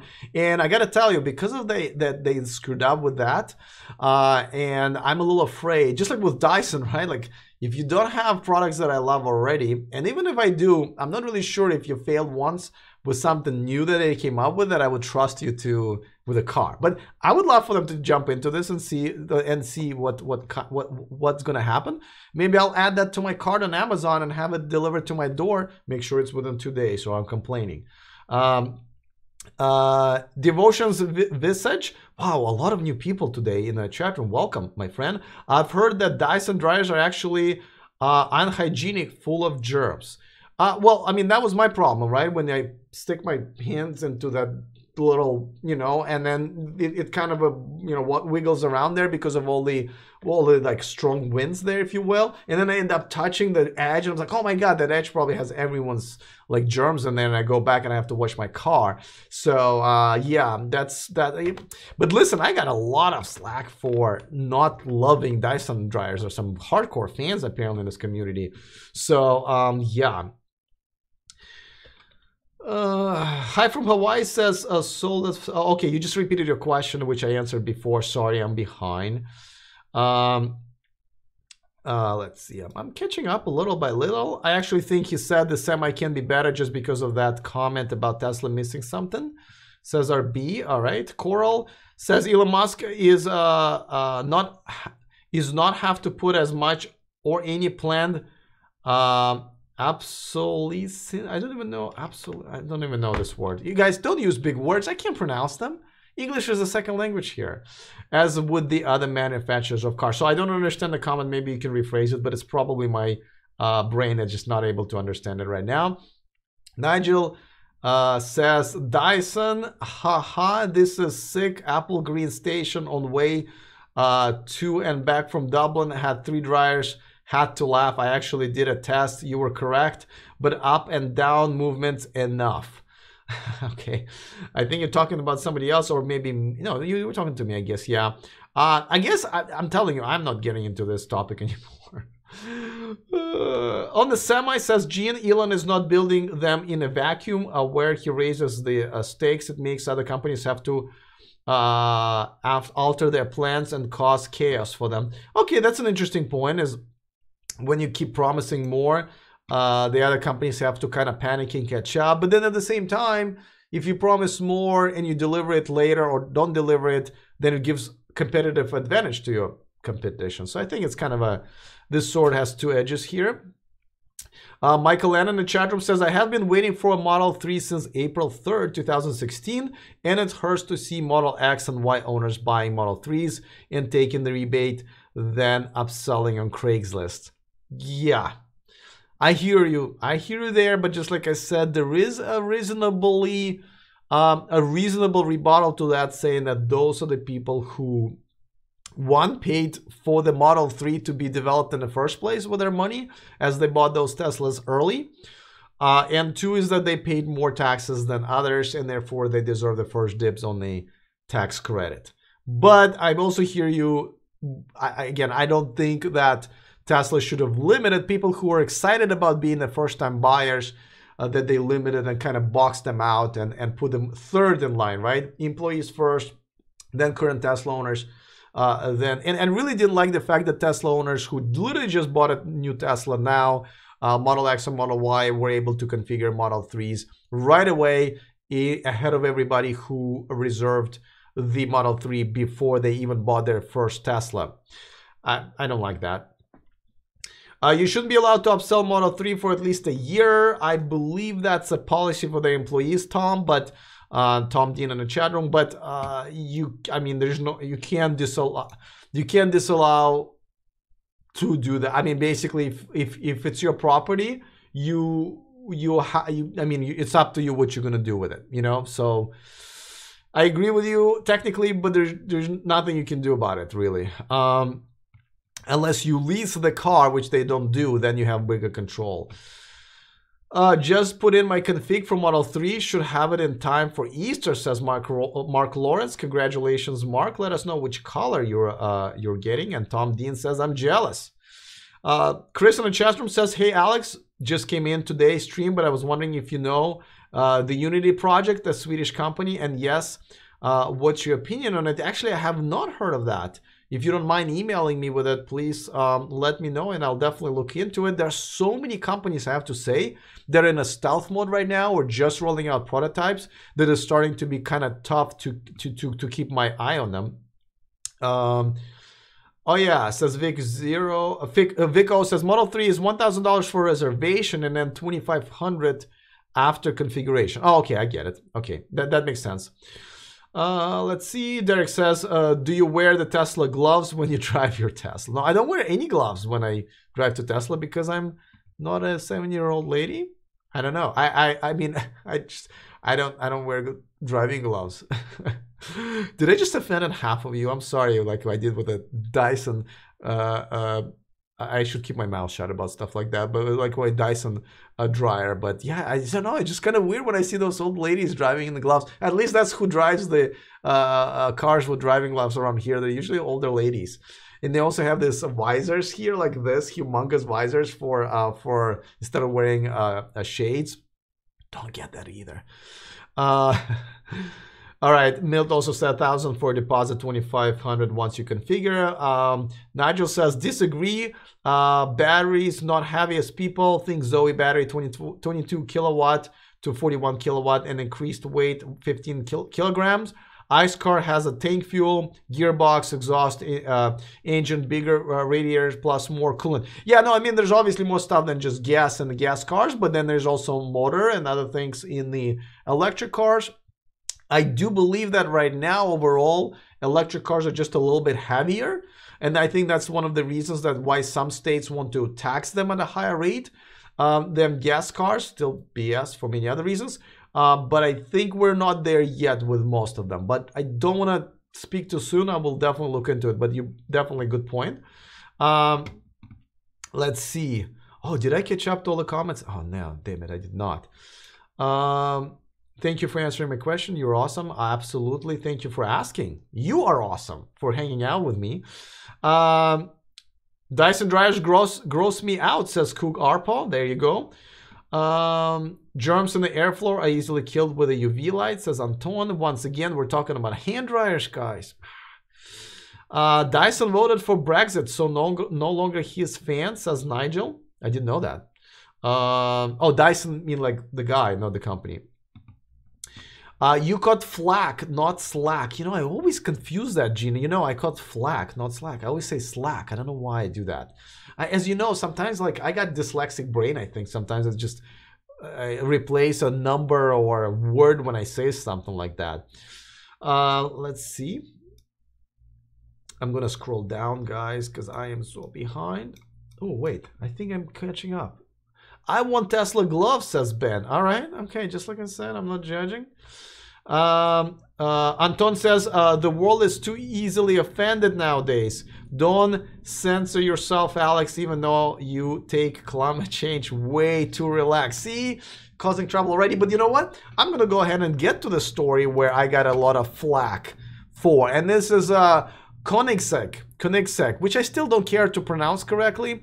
And I know you guys had a lot of comments how I mispronounced it. I'm sorry, I don't care. First of all, name the damn brand so I don't have to figure out how to pronounce it, like Tesla. By the way, people even mispronounce Tesla. They say Tesla or Telsa. Anyway, Elon Musk even kind of mispronounced it, I think, right? Koenigsegg is, I guess you pronounce it, but anyway, well, I reported that the one of the co-founders were saying how they're not going to make electric ones for 5 to 10 years because the technology is not there, and I was just saying that, you know, he's just behind. You know, everybody else is doing it, and he's sitting on the notion that he doesn't really, you know, and he didn't say that they're working on it. They're basically saying we're not even going to look into it for a while. And I was just saying, hey, dude, you know, why even open your mouth and say something about it? And then you guys just jumped on me and said, no, you don't understand. These cars, they're absolutely flawless. You know, this guy only makes just brilliant cars, and whenever he's ready to make an electric car, it will be brilliant. And I totally agree with you guys, except for at least try to make electric cars, because that's where everything is going. But I know since he only has to have like sell eight of them a year, and most of these people don't give a crap about electric cars who buy his cars, that he doesn't really need to really. But what I'm saying is, don't open your mouth about it, dude. And if you do, a lot of other people are going to judge you for being 10 years behind. I understand that making electric cars for hypercars is much more difficult, because one thing is you're accelerating it, but another thing you have to drive at a higher speed with the cooling system and all of that. I get that. But what I'm saying is, at least try. if you're going to make a statement about it. And again, I don't think he gives a crap because, you know, he only needs to sell it for very few people. As a matter of fact, if I was in a sandwich shop and I was in line to get my sandwich, and the only people who were in front of me are people who bought this car last year, oh, I'm sorry, not them personally, probably they're butlers, but if they only be the people in front of me, I would have already had my sandwich faster than I would have probably finished this conversation. I really don't understand that, why you guys defending these comments.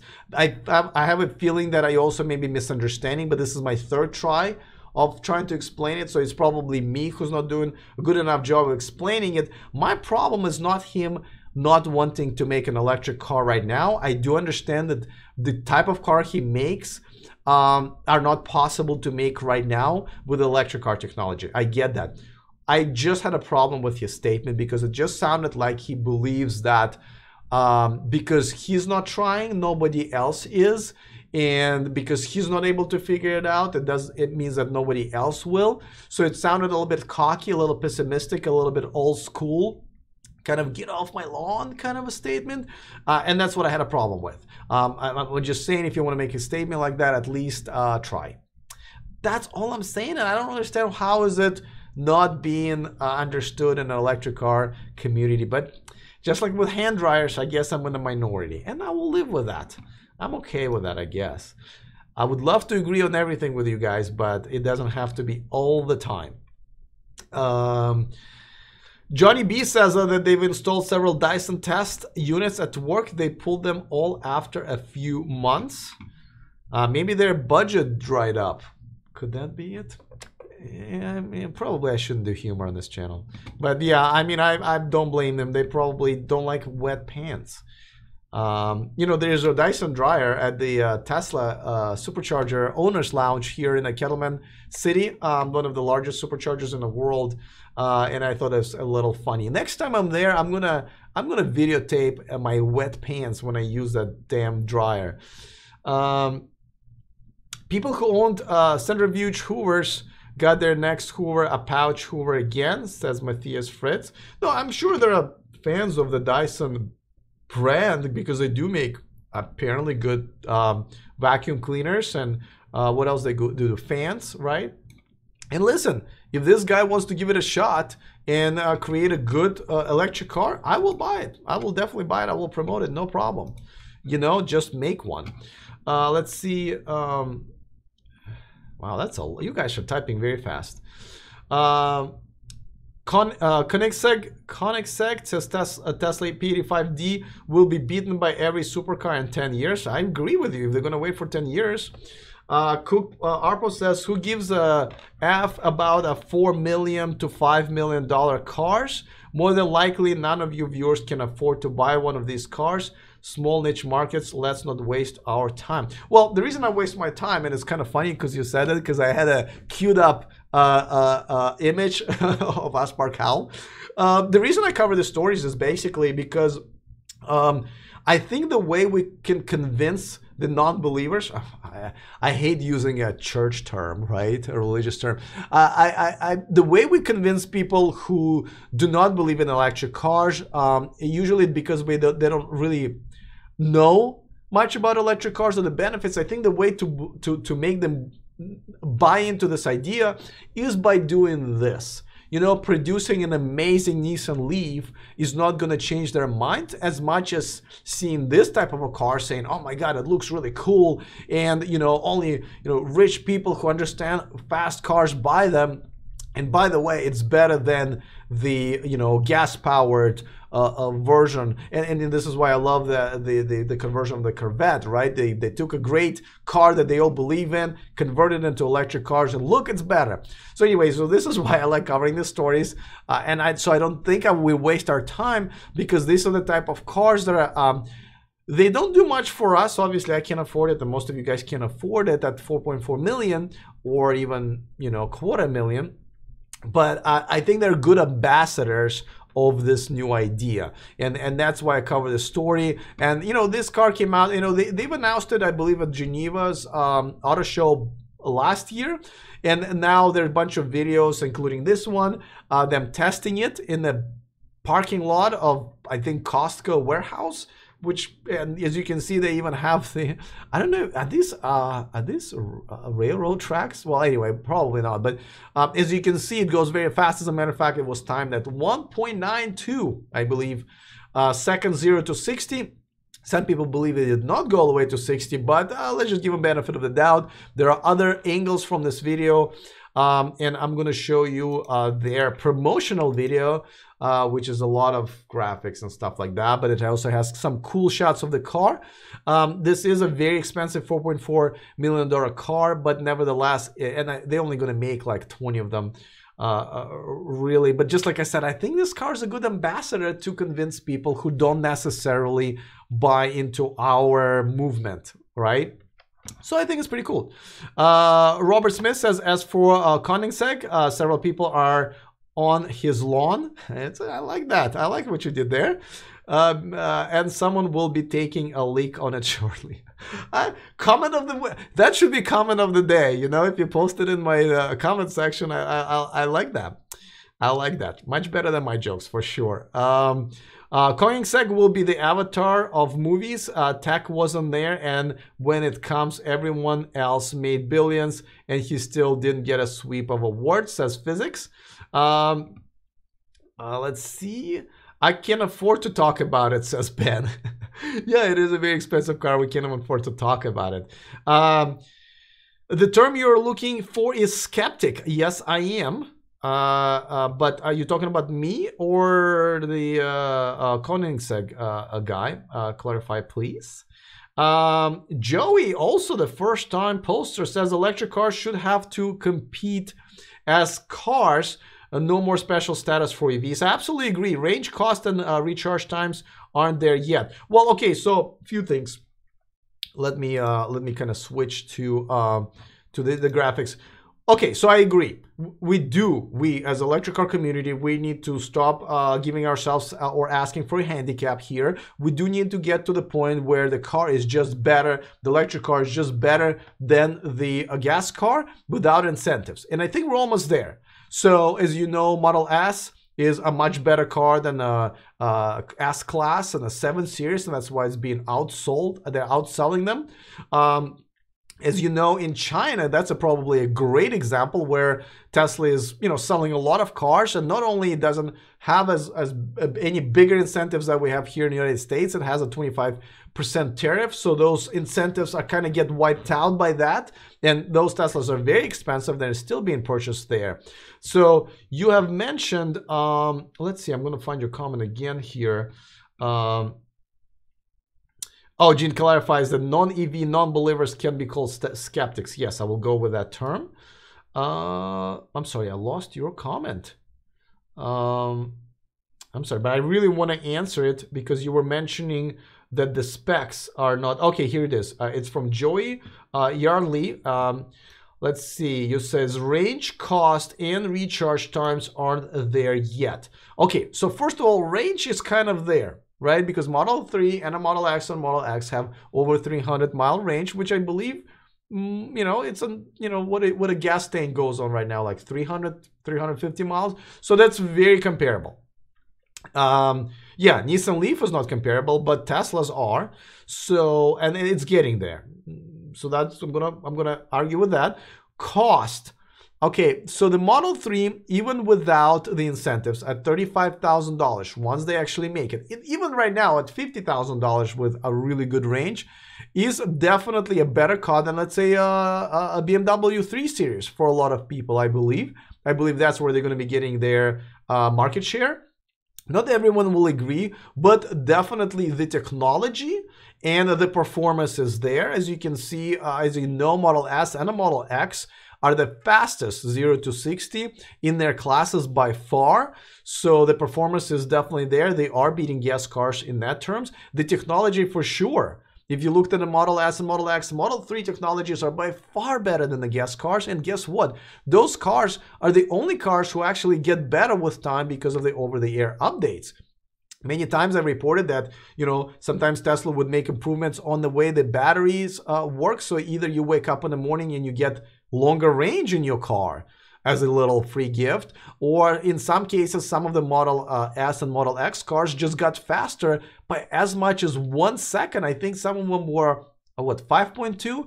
And they ended up, people woke up and their cars now go 4.2 seconds, 0 to 60. So those cars have that advantage as well. Charge times. Okay, yes, charging times need to change. That needs to be much faster. You know, superchargers are still pretty slow, even though they're fast compared to regular chargers. This is why I support battery swapping technology. But for everyday driver that comes home and just plugs the car in, and then in the morning just takes the plug out, that time is still less than an average gas car driver that spends, 5 to 10 minutes charging their cars. Because let's say you gas your car once a week. I think most people gas your car twice a week, but let's say once a week. And let's say you spend 5 to 10, usually 10 minutes at a gas station. I spend about 10 seconds every day plugging my car in and taking it out. So total per week, I spend 70, I'll give you 2 minutes. If I'm really slow, just really slow, putting it in and out, 2 minutes. So my timing is still better than your timing as far as fueling my electric car. So if I look at it that way, that is still much faster, because I don't care that it takes me 6 hours to charge my car while I'm sleeping, right? But you have to stand there and wait as your car getting fueled. So really, on a daily basis, the electric cars are much faster to fuel. It is when you travel long distance, that's where it's definitely a problem. I've admitted myself, when I go to LA or Sacramento, a lot of times I opt out to pay for a gas car, because I just can't afford an extra 2 or 3 hours for my 5-hour trip, because I either have to wait at the superchargers to get my spot, which is not as much now, but I still have to wait for the car to supercharge, which does take 45 minutes. I have to do it 2 or 3 times. It does add up. So that's that. Thank you for asking that question. He follows up. Joey follows up, says electric cars should have to compete. Oh no, that's the comment that I have read. Love that comment though. You're absolutely right. We do need to get better in many different ways. Let me cover another story. That one's kind of cute. Renault Zoe, I believe, Nigel, you have a Renault Zoe, right? Love Renault Zoe, one of the most best-selling cars in Europe, best-selling cars in France for sure. It has a decent range, I believe. What is it, 200 miles right now? A lot of people love it. It's a small car, it's a compact car, it's a hatchback. It's not ugly. And it's very practical. People can lease the battery, which I am a huge supporter of a swappable technology and lease, not just cars, but the batteries. So they've just came out and said that they are upgrading the power of their motor. Almost had engine, Jesus.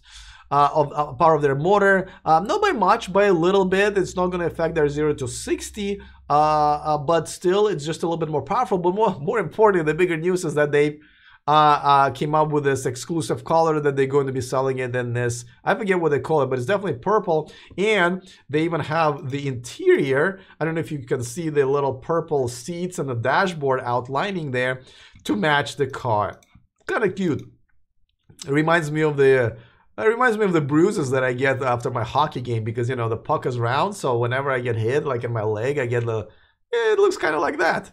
As a matter of fact, I probably should. I'm just gonna call them no longer bruises. I'm just gonna walk. I'm gonna come home. I'm gonna tell my girlfriend, oh, honey, I got one of those little Zoes in here. So let's put some Neosporin on it. So yeah, that's it. That's what I'm doing it. But very cute, right? I like this. This is pretty cool. I like this story overall. Kukarpo says we can stop giving tax credits to electric vehicles as soon as we stop giving subsidies to gas and diesel. I agree, and this is very unfair, right? We give subsidies to oil and gas, but then you kind of have to, and then yet they involve the consumers with the rebates for electric cars. I would rather, and I know people, I mean Tesla and others, green companies do get subsidies, nowhere near as much as oil and gas and diesel industries get. I mean, you're absolutely right. But bottom line, when people come to buy an electric car, they need to we need to have the price of an electric car compete with a gas car. As unfair as it is, as unfair the real world is maybe to us right now, in order to move forward, we just need to be better. Okay, better despite all of the unfairness, despite all of the oil lobbying and everything. We cannot wait for the world to become fair to us. We just need to make it fair, because we just need to make better electric cars than gas cars and not rely on subsidies. And I think we're almost there. I think Model 3 is that car. I think people will continue buying Model S and Model X cars because they are better than, BMW X and what is it? I don't even know what Mercedes has anymore, G class or whatever, for the same amount of money and for what they get. Maybe lower a little bit their bottom price, but I know they don't want to do that because they don't want to touch the Model 3 pricing. So I think we're almost there. I think Nissan Leaf pricing is very decent now, $30,000 for 150-mile range. That's not bad. Nissan, yeah, so I think we're just about to start competing, and I'm looking forward to it. This year is supposed to be the year for the electric cars. Sold out Surf, please explain your reasons for lease versus buy. Now, this is a very long conversation. I have 2 separate videos on my channel, so if you want a really precise explanation of what it is, I will, but I'll give you a quick overview. Lease is better as far as your finances are concerned. You can get the same thing for cheaper when you lease, when you buy. Now, there are exceptions. If you're looking to keep your car for many, many years, lease is not for you. If you're looking to drive more than, 18, 19, 20,000 miles a year, lease is not for you. If you're looking to modify the hell out of your car, lease is not for you. But if you want to buy a brand new car, keep it for 2, 3, 4 years, and then sell it, right? Lease is for you. And there are a few ways how you can save on your lease. Now, a lot of people say, well, why would I rent a car? Now, that's not, I don't know why you call that renting, because if you buy a car, let's say for cash, and then sell it in 3 years, you wouldn't call it renting, right? So why would you? Because that's what the lease is. You buy a car and then you sell it back to the bank, except for you already organized that sale with the bank. So why do people call that renting? And exactly same thing when you give them all the money up front, buying is beyond me. But you're going through the same notion of getting a new car, using it, and then giving it to somebody else, whether it's a bank that's going to sell it to somebody, or you're selling it to a private party or a dealership. It doesn't really matter. So I don't understand that rental analogy. I think it's wrong. But here's how you save money. And this is the simple, there are a few ways, but the simplest one is this: you save on sales tax.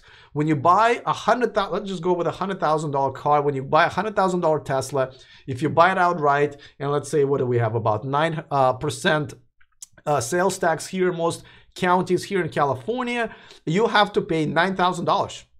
Extra $9,000 when you buy a car. And then when you sell it in 3 years to somebody else, that poor sucker is going to have to pay a sales tax again on the price of that car. Now, if you lease for these 3 years, most of the time your bank will tell you that the car is going to be worth about 50%. That's give or take. So, but you're going to have to pay half of the sales tax on the same deal, simply because when you lease, you only pay tax on the usage of the car, which ends up being about 50%. So when you buy a car, you end up paying a tax for the entire amount, even though you're not going to use half of it. When you lease, you pay half. Now, in my example of a $100,000 car, you're going to pay $4,500 in sales tax versus when you lease, versus $9,000 when you buy. So you just save yourself $4,500 for no other reason, okay? And by the way, the lease fees a lot of times are also cheaper than getting a new car and financing the whole thing. Now, that's number one. Number two is when you're leasing, your $7,500 credit gets built in to the lease deal, where sometimes if you buy it in January, let's say if you buy a car right now, you won't get that tax credit for another year when you do taxes next year. So you kind of you don't have that money for another year, so that gets built in. It's not really, it is actually a money benefit. But let me explain another thing. So, and again, I'm going to try to do this quick as possible. At the end of the lease, you agree to sell this car. You agree that you're giving this car back to your bank, but you always have a price that you agree on that if you want to buy that car. Now, if the car, let's just compare two people. One person bought a $100,000 car, another one person leased a $1,000 car. In the lease agreement is that you can buy that car out for $50,000 at the end of 3 years, okay? Now, if the car is worth $45,000 at the end of those 3 years, economy went down, whatever, the car had problems. If you bought it and you sold that car for $45,000, you ended up paying $55,000 for the usage of the car for 3 years. But if you leased it and you already agreed that it's going to be $50,000, when you only paid $50,000, so you won yourself $5,000, and the bank took the loss. This is one of the very few times when you can screw the bank for thousands of dollars, and I have done it. I used to have a Lexus that, I bought it was a good economy, then economy tanked and it was much less, and the bank ended up taking actually $5,000 loss on my car. But what if the economy does great, or let's say, Teslas do very well with a resale value? Let's say that car is worth $55,000. Well, if you already agreed that the bank is going to let you buy it for $50,000, then you go ahead and buy it for $50,000, sell it for $55,000, which is the fair market value at that time in my example, and you make $5,000. See? So you don't lose the money, but you can make the money if the market is good. And of course, if it's at $50,000, then it's a wash. But what I'm saying is you don't have to worry about the market screwing you in 3 years when you're ready to sell the car when you lease. So that's another good reason why. And of course, it's easier to write the car off, and you got to check with your CPA, of course, on that. But if you lease, it's much easier to write that car off because you're just writing off the usage of the car. I believe in most states you can only write off 95% of that, and you need to have another car registered to you. But overall, it is much easier. You don't have to keep track of a mileage. So those are the main reasons. I mean, there are other reasons for it as well. So for example, if you're leasing a Nissan Leaf and there are problems with the batteries and stuff like that, then you don't have to deal with a price getting dropped or because of the battery and stuff like that. You just don't own any of those problems. It's kind of bank's problem. So I mean, this is just a general gist of things, and it took a while to answer one question, but there's a video on my channel that you can watch, and then I give you a full explanation. Just search for Lease in the title of my videos, and you can check it out. How will we know when the tax credit goes away? Says sold out surf, which actually him or she are asking great questions today, so we'll answer this one as well. Thank you for that. So here's what it happens. When a car manufacturer sells 200,000 cars, then that quarter, for the rest of the quarter, the tax credit stays. Then the tax credit stays for one more quarter, and after that it starts being phased out. Quarter after that, it gets cut in half, so it will be $3,750. After that, I believe it gets cut in half again, and after that it completely goes away. So that's basically sort of a quick answer. You should call the car Renault Puck, says Physics. I agree. It does look like a puck, but it also looks like a bruise that the puck leaves on my legs a lot of times when it misses my padding. I'm a goalie, by the way. That's why I have a lot of bruises from pucks. I play at least 2 games per week, so I'm always got bruises. Right now I have a bruise on my side right here. I probably don't care to see my love handles with the bruises, but you're gonna have to take my word for it. But you can basically see what it looks like by just looking at this picture. So just imagine it's right on my side of my back. Let's see. Oil subsidies come back as lobbyists money. SMH says trade along 99. By the way, trade along 99. Haven't seen you in here either. Hey guys. Now that I caught up with my chat, if this is the first time being in the chat room as you're watching my live show, just say yes or give thumbs up, because I just want to know, because I see so many new faces here. Tong Tran, welcome back to the chat room. Federal tax credit EV buyers get in not paid by other taxpayers. It just reduces their own tax liability by $7,500. Absolutely agree. This is whenever somebody at your office says, oh, you know, I paid for your car, I paid for your electric car, you go like, nah, you don't know how that works, because I paid for my electric car. It's just like you got maybe some money back or paid less taxes because you either have a child or a wife who's not working and taking care of the kids, or you have property. Just like you had to pay less taxes, I had to pay less taxes because I have an electric car, because I'm making sure that your children can breathe a fresher air, and that's usually a good thing. So you explain to them that it's not their money, it is your money that you have to actually earn, by meaning that has to be your tax liability that you're getting back. It is your own money that you get back before you even pay that in taxes. And sometimes you do pay it in taxes and you get it back, so everybody else actually benefits because you just gave them interest-free loan. So that's how it works. So you're absolutely right. Let's see. Tom in the chat room again, and another new face. When I get it, planning across country from California to Chicago, going to add 10 hours to the trip over ICE car. Might be less if I find some good destination chargers overnight. The key to that, Tom, is don't charge your car fully, because the last like 20% of your battery, I think, takes like extra 50 or 80%, 50 to 80% of the time of the charging time. So excuse me, now my voice is starting to go. Oh my God, I've been doing this for 2 hours. We haven't even covered half of the stories. Okay, I'm gonna catch up to the stories pretty quick, but yeah, so make sure to charge it like just enough to get to the next supercharger, because the emptier your tank is, the batteries are, the faster you're gonna get to that 80%. So try to charge to 75 to 80%. That way you make the best use of the time that you spend at the superchargers. Porchy Boy asks a good question. What is preventing Renault from marketing Zoe in North America? I don't know. I don't know if it's a capacity thing or the fact that they have to make cars with a left-hand wheel, though they do that in Europe, or that they have to pass some of the safety regulations in the United States, especially in California, that are one of the toughest safety regulations in the world.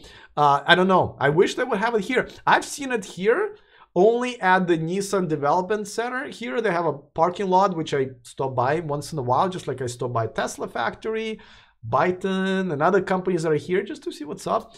So when I stop by, they have a few of these kind of there. They're like half dismantled inside, you can see.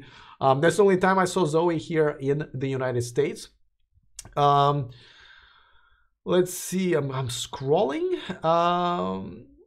Well, it will be harder and harder to answer all the questions that the channel is going quite well, says Mr. Kariko 3. You're right. I mean, it's been, yes, 11 subscribers, up 1,000 in a week. No, I think it's I gained 1,000 subscribers in 3 weeks. It's still up and down. Like right now, I have a slowdown in subscribers. I don't know why, to be honest with you. It just goes up and down. You know, I kind of stopped looking at my subscriber number, because basically, as long as I cross 10,000, I feel like good, right? Because I kind of feel like a real YouTuber, and as long as I have this community that's willing to hang out with me for now 2 hours on Sundays and every day, I'm good. You know what I mean? Like I think if I'm doing something that people like, my subscriber count will go sooner or later. I can't control it, to be honest with you. I can't do any more shows. Or make any better, you know, improvements to this. I am trying to figure out how to have live guests. I'm gonna try to do it in the next few days and start having live guests on Saturdays. I'm lining some of them up, so that's how I'm gonna improve my show just a little bit for you guys. But yeah, I don't think I'm gonna be really worried about my subscriber count, but I appreciate you guys keeping tabs on that. If you lease an original Leaf, you can relax. The ugliness increases the price. That's Nigel. Oh man, you're a bigger Nissan Leaf hater than I am, the first generation. That's good to know. If you want to learn about road tripping, watch Bjorn. Guy is crazy, says Matthias. That's right. That guy's a lot of road trips. Don't watch his videos as much just because I don't find him as entertaining as some people, but I know he has a really big following. Met him myself. Seems like a very shy but nice guy in person. Met him at the Tesla event. Focus on your content and shows, and the subscribers will take care of themselves. Yeah, I agree with that. I mean, there's nothing I can do about subscribers. I can only do as good of a job and have as much of a good time as possible doing this, and I think we'll be okay. All right, guys, let me move on to other stories which I haven't covered. Volkswagen, the company we're all gonna hate now because of their animal testing, but they are trying to move forward with their electrifying fleet. Their new series is called ID. And they're trying to get a few of them to the market. There is ID Buzz, is it? There's ID, I forget the names, but there are a few ID cars that they're bringing to market. They've now announced another one. It's going to be a four-door sedan with really cool specs, but there's no timeline. What you would notice about their drawings, which they've released, much like with one of the GM renderings of their future Chevy Bolt, it doesn't have, I guess it's called Chevy Cruze EV, right? This one doesn't have a wheel. So this is assumed to be a fully autonomous vehicle at some point. So that's pretty cool. But just like I said, drawings don't really count anymore, Volkswagen. You gotta first, stop lying. 2, stop poisoning animals. And 3, actually start making the damn cars. Because as you guys know, I have announced my own concept car that's going to be having amazing range. I'm going to have amazing level 5 capability. It's going to look really amazing. It's probably going to come out in 2021, but as you know, announced it. This is it. It's called enormous BS 550 because I can also use Photoshop. As a matter of fact, as a lot of you know, this drawing was based on this picture that I used to come up with it. So as you know, anybody can do this. See, 1, before, after. Photoshop, $20 a month. Well, I guess what I'm saying is, and I don't mean to be dick about it, but I'm kind of is stop doing this. Okay, get these cars to the market, show us the technology, make sure that we know that you're actually, you're in the duck house right now. Make sure that we understand you're committed to it. You have, Porsche brand that's just about to come up with a very nice and good car that I've been looking into until now, until you guys, started lying and cheating and all that stuff. Clear up your name, do something right, and stop making this Photoshop pictures. I get it. You can use Fiverr too and pay people to create really nice images. We get it. Let's see. It will never look like this. It will come out like Jetta, says Tesla P85D. Yeah, I know these drawings are probably not even going to be real cars in the future. They're just trying to keep us excited, which we should not be. Let's see. Offer them Russian vodka, says Reach Sound 56. That might just work, by the way. When I was growing up in Russia, vodka, actually bottles of vodka, believe it or not, were just as good of a currency, even better than the actual money, because with money you couldn't always buy vodka, right? Because it was limited amounts. But with vodka, you can always have vodka, right? So that was actually, people would pay other people with bottles of vodka. Does anybody know where I can buy a SpaceX hat and license plate frame? Says Tiger Roll. I'm going to say on SpaceX.com. Try Amazon as well. Just make sure that not all of them are actually licensed from SpaceX. So you probably should try to at least make sure your money goes to SpaceX. But SpaceX.com is probably a good place to start. There's not even a prototype, never mind a concept version, says Ben, talking about Volkswagen. Absolutely. Use Tesla channel. Haven't seen you here in all day long. I guess oh no, I see you. I see you here. Oh, you just joined from Toronto. Yeah, welcome. Now I lost your comment. You make a good point with the enormous concept. It's enormous BS 550, sir. Put into perspective that concept doesn't really mean that a lot of progress has been made. Let's see. Hi from South Australia. waiting for my Tesla Model 3, but what you don't have to wait is for no more rolling blackouts with a Tesla battery farm there. How are you enjoying that, John? Again, welcome. Okay, let's move on to other stories. Oh, and let me remind you guys, if you're watching this, if you haven't yet, go ahead in the description of this video. There's a referral link, my referral link to Tesla. You don't have to buy a Tesla, though you could if you're up for it. But what you could do is submit your email address to sign up for the newsletter. And what happens is you get entered into a drawing to have this experience, to sit behind the wheel of a Tesla semi-truck, drive it around in circles in their Hawthorne, California design studio track. And I come to along and take videos and make this happen for the whole community. So if you haven't done it yet, or maybe you have a second email address, I don't know, and you want to receive your newsletter there, please go ahead and also go in the description of this video, subscribe, so we can have a better chance of doing that. By the way, I mentioned that Tesla got hacked right in the beginning of this telecast, and yet they still had a pretty good week. They got hacked twice. Nothing to worry about. The first hack was basically somebody hacked into their Amazon Cloud servers that they were using for testing. No information, like client information, was stolen. All those guys were trying to do is use their servers to mine cryptocurrency, which is a big thing, right? Because now the video cards and equipment cost so much that people would rather hack into other people's computers and use them. And I think people even hack people's cell phones to use it for mining of the cryptocurrency. So that was kind of funny. Today also, somebody who's hacked in Teslas before, but he got his Model 3. He hacked into a system, again went into a factory mode and discovered a lot of test variables and settings that suggest that the output from the battery for the dual motor version is going to be pretty impressive, that is going to be enough to make it very fast. So even when they got hacked, again, this is not being hacked into a Tesla system, it was just he hacked into his own Model 3 and enabled the factory mode and was able to get some interesting, exciting stats. So even when Tesla gets hacked, it's a positive news for them. Gene encourages me to call it a day. Go get some sun. You're almost tricycle, man. I know I don't tan. This is not because I don't spend enough money in the sun. I just don't tan. It's like, you know, it's like either this or like skin cancer. There's nothing in between. So no matter how much time I'm going to spend in the sun. But let me finish all the stories first, because there's still a few exciting stories I haven't covered.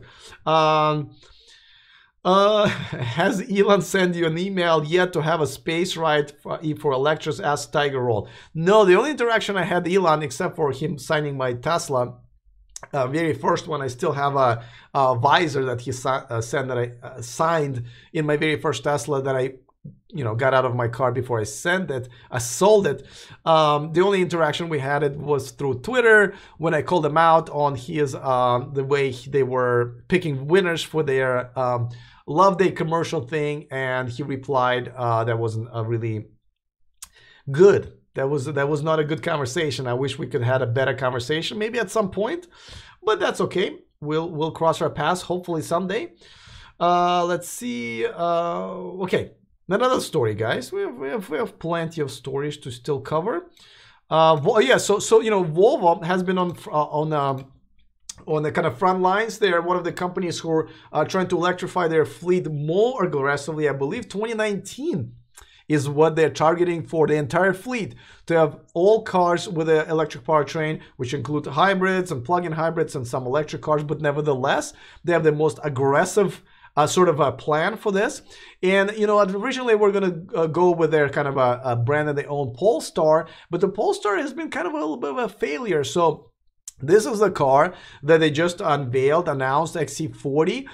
Yes, it's going to have a gas version and a hybrid version, but at some point they're saying this is going to be their first all-electric version that they're going to move forward with just within a year, they're saying. Good-looking car, compact SUV, so should be selling pretty well. I'm excited for it.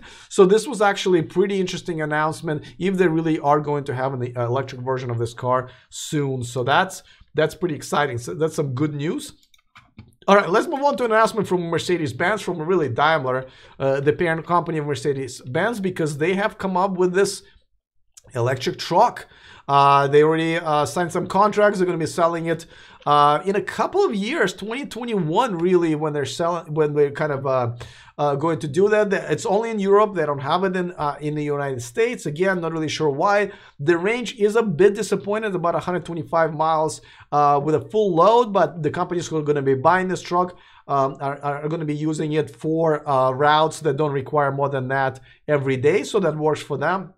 And the reason this is basically in the news more than it probably should have been is because while some executive of the Mercedes-Benz or Daimler were talking about this, they decided to diss Tesla a little bit, and they were basically saying that they don't believe that the specs that Elon Musk is talking about are going to be realistic, and this is what Tesla is going to do, because they basically said that the physics laws apply as much in Germany as they do in California, which is true, but this is basically calling Tesla a liar, a company that maybe not always delivered things on time, but definitely delivered every time. And we're not even just talking about cars, we're talking about spaceships and, tunnels and, solar roofs. So I don't know why they did it.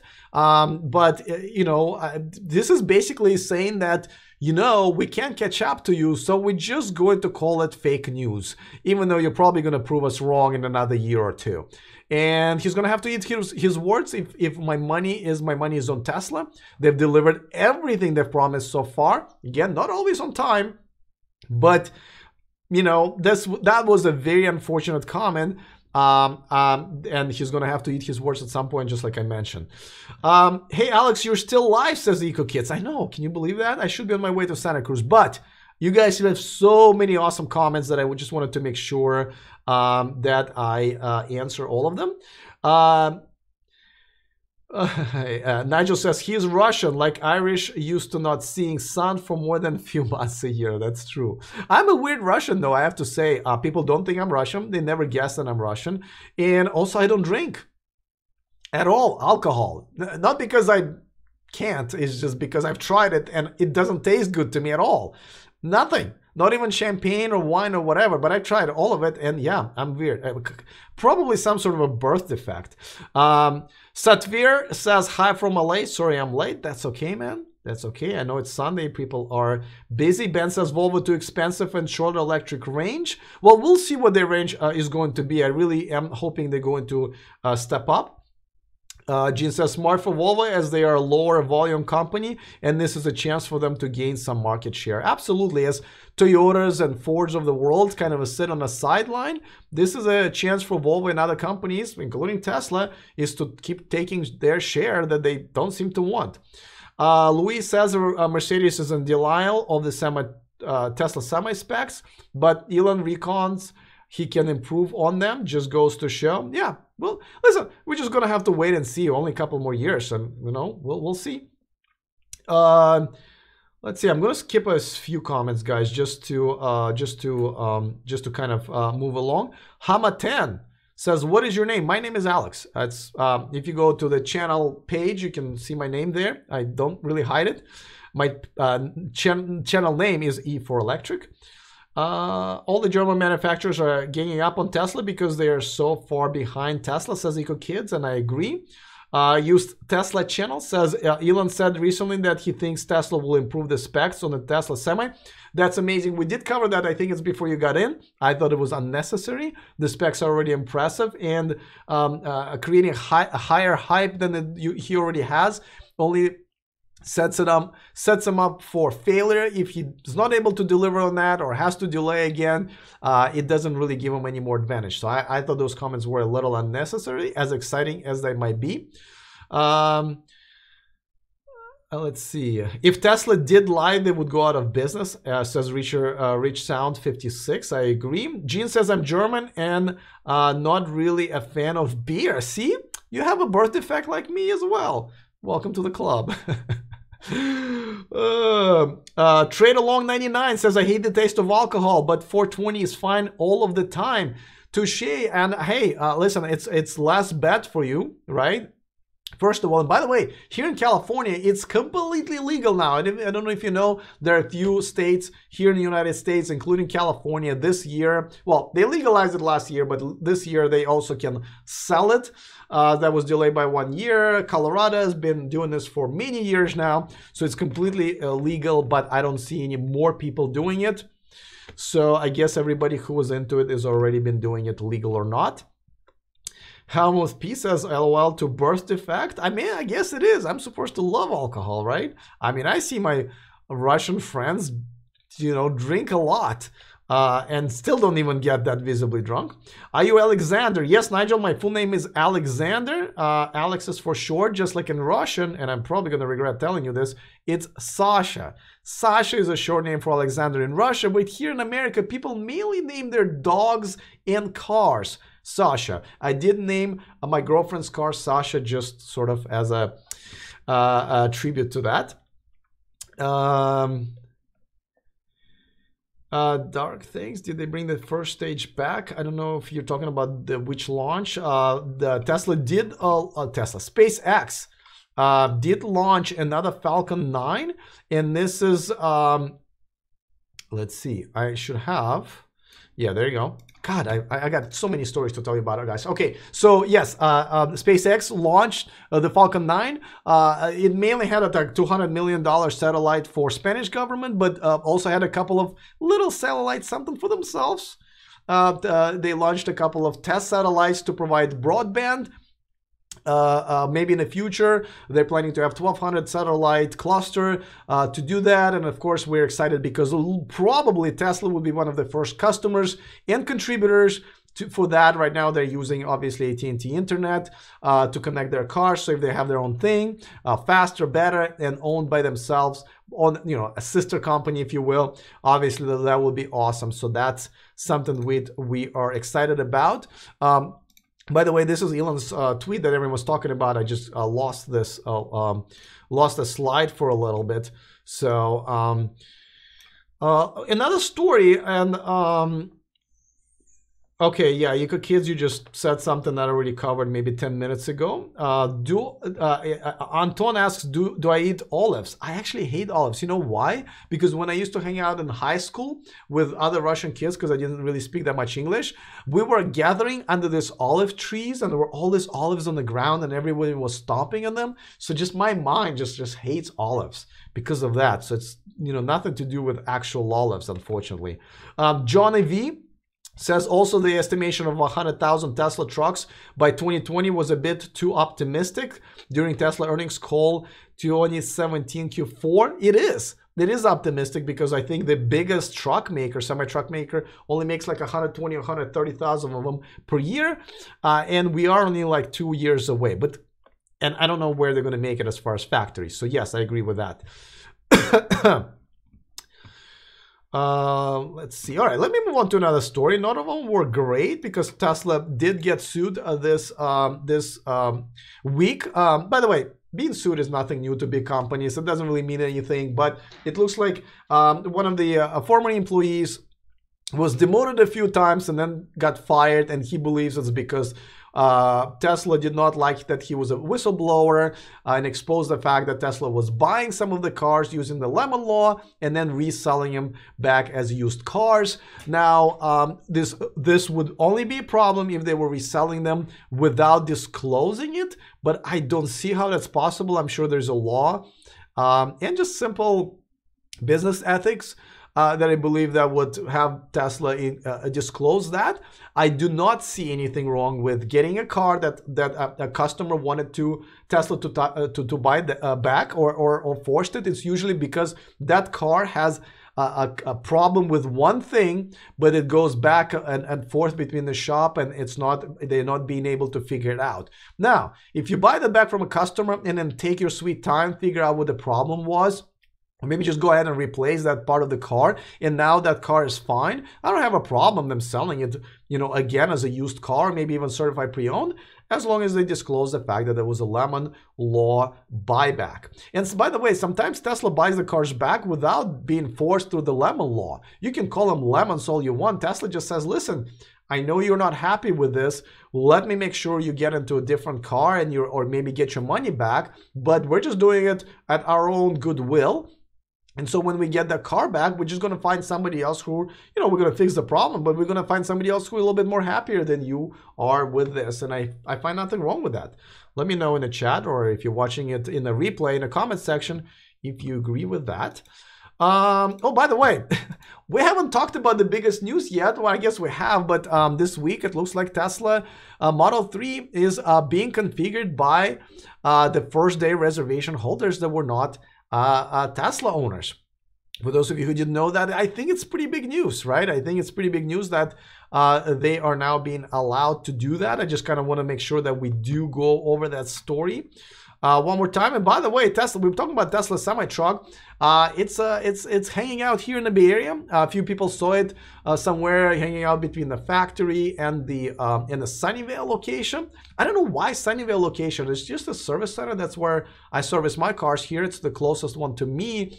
But somehow I know there's some tie-in with semi-trucks there. When I talked to the semi-truck reservation holders at the event, they also said that they, I guess, visited that Sunnyvale Center here when they were talking about semi-trucks and all that stuff. So that I find it very interesting. But nevertheless, it's hanging out here in Bay Area. This is the video that one of the somebody took of the semi that's accelerated really crazily on just a little street here. Not sure if they were testing it or whatever, just trying to get away from a photographer. Not really sure why. I mean, obviously, we've seen this truck before. And so we've seen this video a few times. It's funny that it is passing a UPS truck, because one of the other stories about the UPS is that UPS signed a contract with a Workhorse to buy 50 of their electric trucks, like you see, like this one. Now, this truck has a pretty cool drone that you can launch from the inside of the car, kind of put a package there, as you can see there, and it can fly to the entrance, especially in gated communities or maybe apartment complexes. Now, this drone is not meant to fly from like distribution centers to the front door. It's meant to fly from the truck to avoid a dog, for example, or if there's a gated community, and just like I saw, it's maybe on a top floor or whatever, to speed things up, or maybe leave it at someone's balcony. Now, I'm not really sure if UPS is going to be getting the drones, but they're definitely getting the Workhorse delivery trucks. Again, the range is not that big. I believe it's about 100 miles, but it is a hybrid truck, so it has an extender. As you probably remember, I have covered a story on a Workhorse W15 truck right here. They were at CES, and I have a video on my channel if you want to check it out.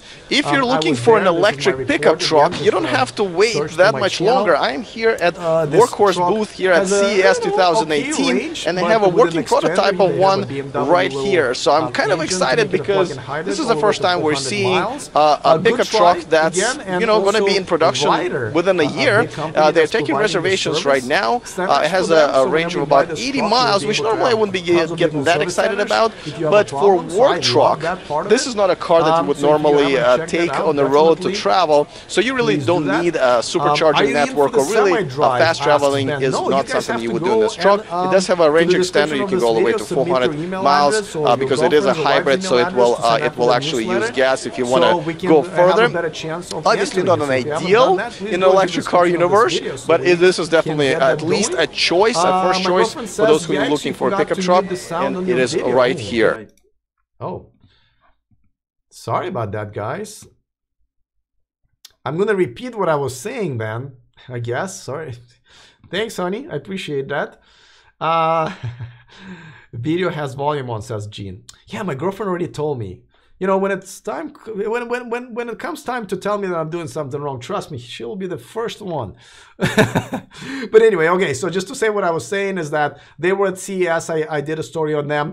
It has a modest range, I think about 100 miles or so, and it's without the load. But after that, they have a BMW little engine that's an extender, and it's all the way to 400 miles. What I really like about this car, first of all, it's a publicly traded company, so it's an established company. And on top of that, a Ryder, like the company you probably know mainly for like renting out trucks, Ryder is providing the service centers for them, like over 500 all over the United States. So if something goes wrong with your truck that you buy from them, and they're taking reservations right now, you can make sure that there are locations that you can fix it. So I really like that about it. My girlfriend says it's all out of love, I'm sure. Talking about delivery companies, DHL chimed in this week in an interview with one of their executives. They praised the semi-truck by Tesla, and they're one of their reservation holders. They also have Daimler trucks and I think Workhorse trucks and other trucks that they're testing out, but they do believe that Tesla truck will pay for themselves as far as the difference between their truck price and a regular semi-truck diesel truck price in just under 2 years. And after that, it's all about savings. They believe they can save a lot of money. So if it works out for them, they're definitely looking forward to, you know, getting more trucks. And maybe that's how they are going to get to 100,000 trucks, semi-trucks sold. I don't doubt that they will. I just doubt that they will by 2020. I forgot who mentioned that. That's what good girlfriends do, says Ben. Sure. Again, sorry guys for making the video loud. I just forgot to click on the mute button there. Eco Kids, the one issue I had, they phoned me up and told me to come into the service center to get it fixed. Very proactive from Tesla. I did not even know I had an issue. Yeah, this is one of many other amazing things about Tesla, right? Is because they do remote diagnostics, and sometimes either you notice something and you can call them up and they can diagnose things remotely, or sometimes they will call you up and they say, hey, we noticed something's wrong with your car and you should either come in, and but most of the time, I don't have a picture up, I probably should have it somewhere, but they send a mobile service to your work or home or whatever. And I had it done myself, where I was in my office, they showed up to fix them, you know, my door handle wasn't coming out. They came out the same day. I unlocked the car for them, they fixed it, and they left. Never even saw them. Okay, literally was in my office in the meeting, so that was amazing. There was another time where I came out to take pictures, but they will also serve coffee for you guys. They literally have a coffee machine in their little truck, and they will serve coffee for you, so you're staying nice and awake for the rest of your day. So I thought it was pretty cool. I've been a big critic of Tesla service for a few years now, because it wasn't very good, but they've made a lot of improvements, especially with the mobile service that kind of eased up the burden of their service centers. So I have to say it's been much, much better. So that's that just goes to what EcoKids said about that. Is the playback? Cook Arpo is getting really annoyed with this, but I thought I already cut down the playback. Have you seen the Bollinger EV? It says Tiger Roll. I have not. I did talk to them, but they say you gotta come to New York to see it. They were not at CES, which I was surprised. And so yeah, I haven't seen it yet. But as soon as I do, as soon as I can, I will definitely make sure to bring that to you guys. I still believe we haven't seen any effort from Ford to EV ties. The F-150 says used Tesla channel. Pickup truck market has huge potential. I'm surprised we haven't seen any from Ford, period. If we're going to talk about Ford, why go all the way to F-150 efforts? John Clark says, hi Alex, back again. A full spec Model S P100D all-wheel drive costs $205,000 in Australia, which is $150,000 US dollars. A full spec Model X P100D all-wheel drive costs $180,000 in Australia, and a Model 3 will start with about $50,000. Yeah, and you know, I hope you have some. I don't think you have amazing incentives, but I hope you will, especially after, you know, Tesla, you know, helped out with South Australian rolling blackouts. But yeah, and you know what? People still buy them because they are amazing cars. You're just gonna have to make a little more money than everybody else, I guess. But it's a good problem to have. But yeah, hopefully things will start coming down in terms of prices. And again, you don't have to buy a Tesla. Pretty soon, other car companies will catch up, right? There used to be an iPhone. They were the only ones, amazing phone, but then the Android phones caught up. And You don't have to. I mean, actually, I don't even like an iPhone anymore. Really, I have an Android. It works for me much better. But please, let's not start an iPhone versus Android conversation. I should have. I don't want to do that. Physics says, but you don't drink coffee, so that was pointless. Ask them where's my hot chocolate. Says Physics. Funny. Did they have hot chocolate? Said Nigel. No, they did not. Well, actually, I don't know. I didn't ask, but they just offered coffee. But I probably should have asked for hot chocolate. I was at my office campus, and we have all of that stuff for free up there anyway. So, but that's a good question. I will ask next time. It actually makes sense for Ford, says Gene, to start with the pickup, as trucks live or die on torque. Not a bad point, but I think at first it's hard to start with something like that because it needs to have a lot of power and a good range, and it usually holds a bunch of stuff. They can just start with a compact car. I think we'll all be okay with that.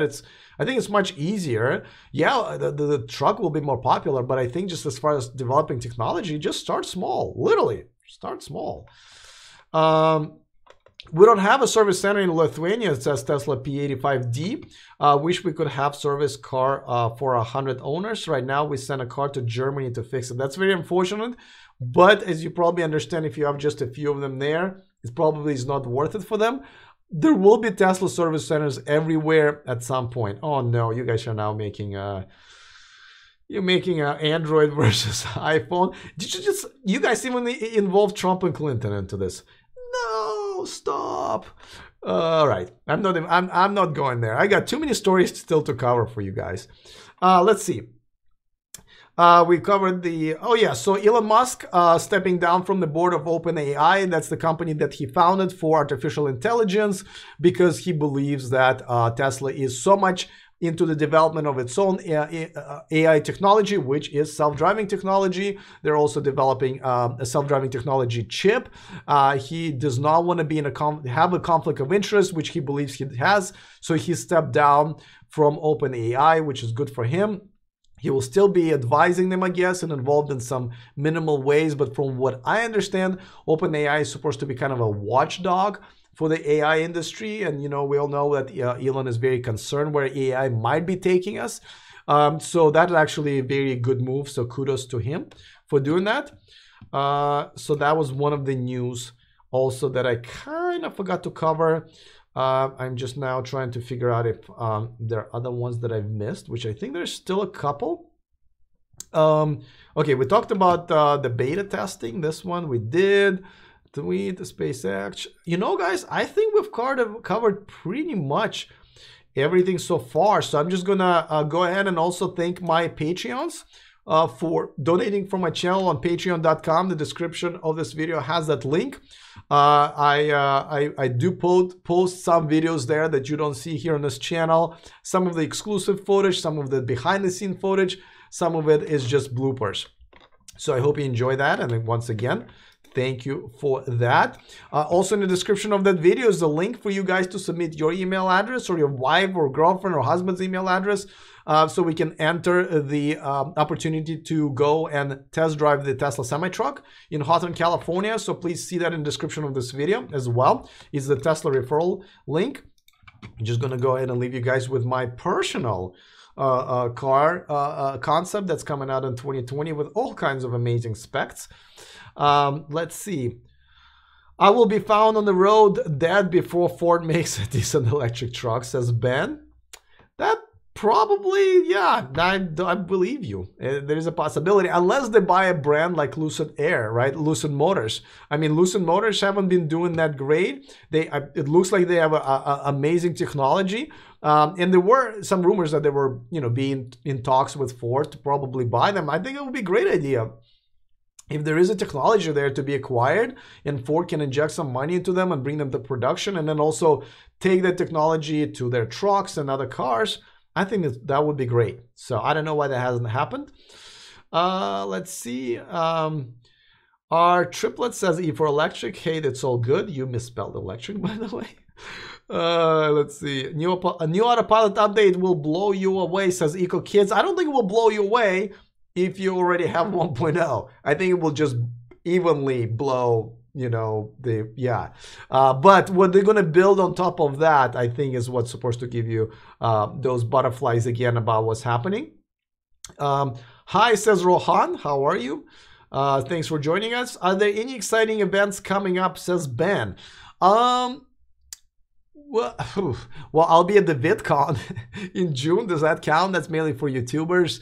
I will be at the event in Monterey for the local West Coast automotive journalists. I am a member of that organization, so we're probably going to have some closed course test drives, but I don't think it's for public. Geneva Auto Show is in March in Geneva. But other than that, yeah, I don't think there's much going on. We just had a couple of other auto shows, and one of them was in India, one of them was here in Canada. So yeah, I think we're just quiet time, which is okay. Let's see. If you go onto Tesla website, you can see what events they're having. Oh yeah. If you're talking about like events that they have, like for example, I just got recently email also about like, oh, come in for donuts and coffee and hang out and look at our newest stuff. Yeah, then you make sure that you're on an emailing list. Only more reasons to subscribe to the link down below. But I think if you're a current owner, you should be getting those. They're fun. They're on Sunday mornings, so you can go there and then you can come over and enjoy this live feed and a hangout. $5,000 down on that enormous BS available. Oh yes, 2020. Yeah, you know what? Maybe I should open the reservations. Why not? Oh, did I just took my logo right out of there? Yeah, I did. My bad. Nobody noticed. My sponsor there too. Can't do that. If you go on Tesla website, yes, you can do that. Just wait for the new Model S refresh that will blow everyone away. They have not announced the refresh, just so you know, guys. This is a rumor. It is kind of due, but I think if they're going to have a refresh, they're definitely going to do the internal refresh because I think that's something that does need it. I'm not sure if they're going to have an external because they have refreshed it, what, 3 years ago. And usually the high-end luxury cars do an external refresh every 7 years. So I'm not really sure if they want to do that. They've already made a lot of different changes to their cars, you know, as they said, every 18 months or so. So I'm not really sure if it's a good idea to make them all look that different. I think it will prevent people from buying them in some ways, especially if they want to buy the car that's going to look the latest or recent for a while. I think that might actually prevent some people from buying a car like that. And I think they have a point there. Damn, you're going for a record stream, says Derek. Thanks for the time out of your day. Oh my God, you're right. We've been live for what, 2 hours and 36 minutes, but 140 of you are still watching, guys. So, enormous BS. What does that mean, says Tiger Roll? Well, I mean, what I'm trying to say, and you know, just like I said, this car is photoshopped out of this really old 1992 Toyota Camry. I'm just saying that if I have Photoshop, I can create a cool image like this. And this goes to concept car drawings that we get from Volkswagen like this one. I guess what I'm saying is people can use Photoshop. If you're a multi-billion-dollar car company, don't give us this enormous BS. Give us at least a prototype and a commitment to electrify your fleet. Otherwise, you're nothing more but a Photoshop experts at best. And again, I can do this as well. So that's the reason I bring this up.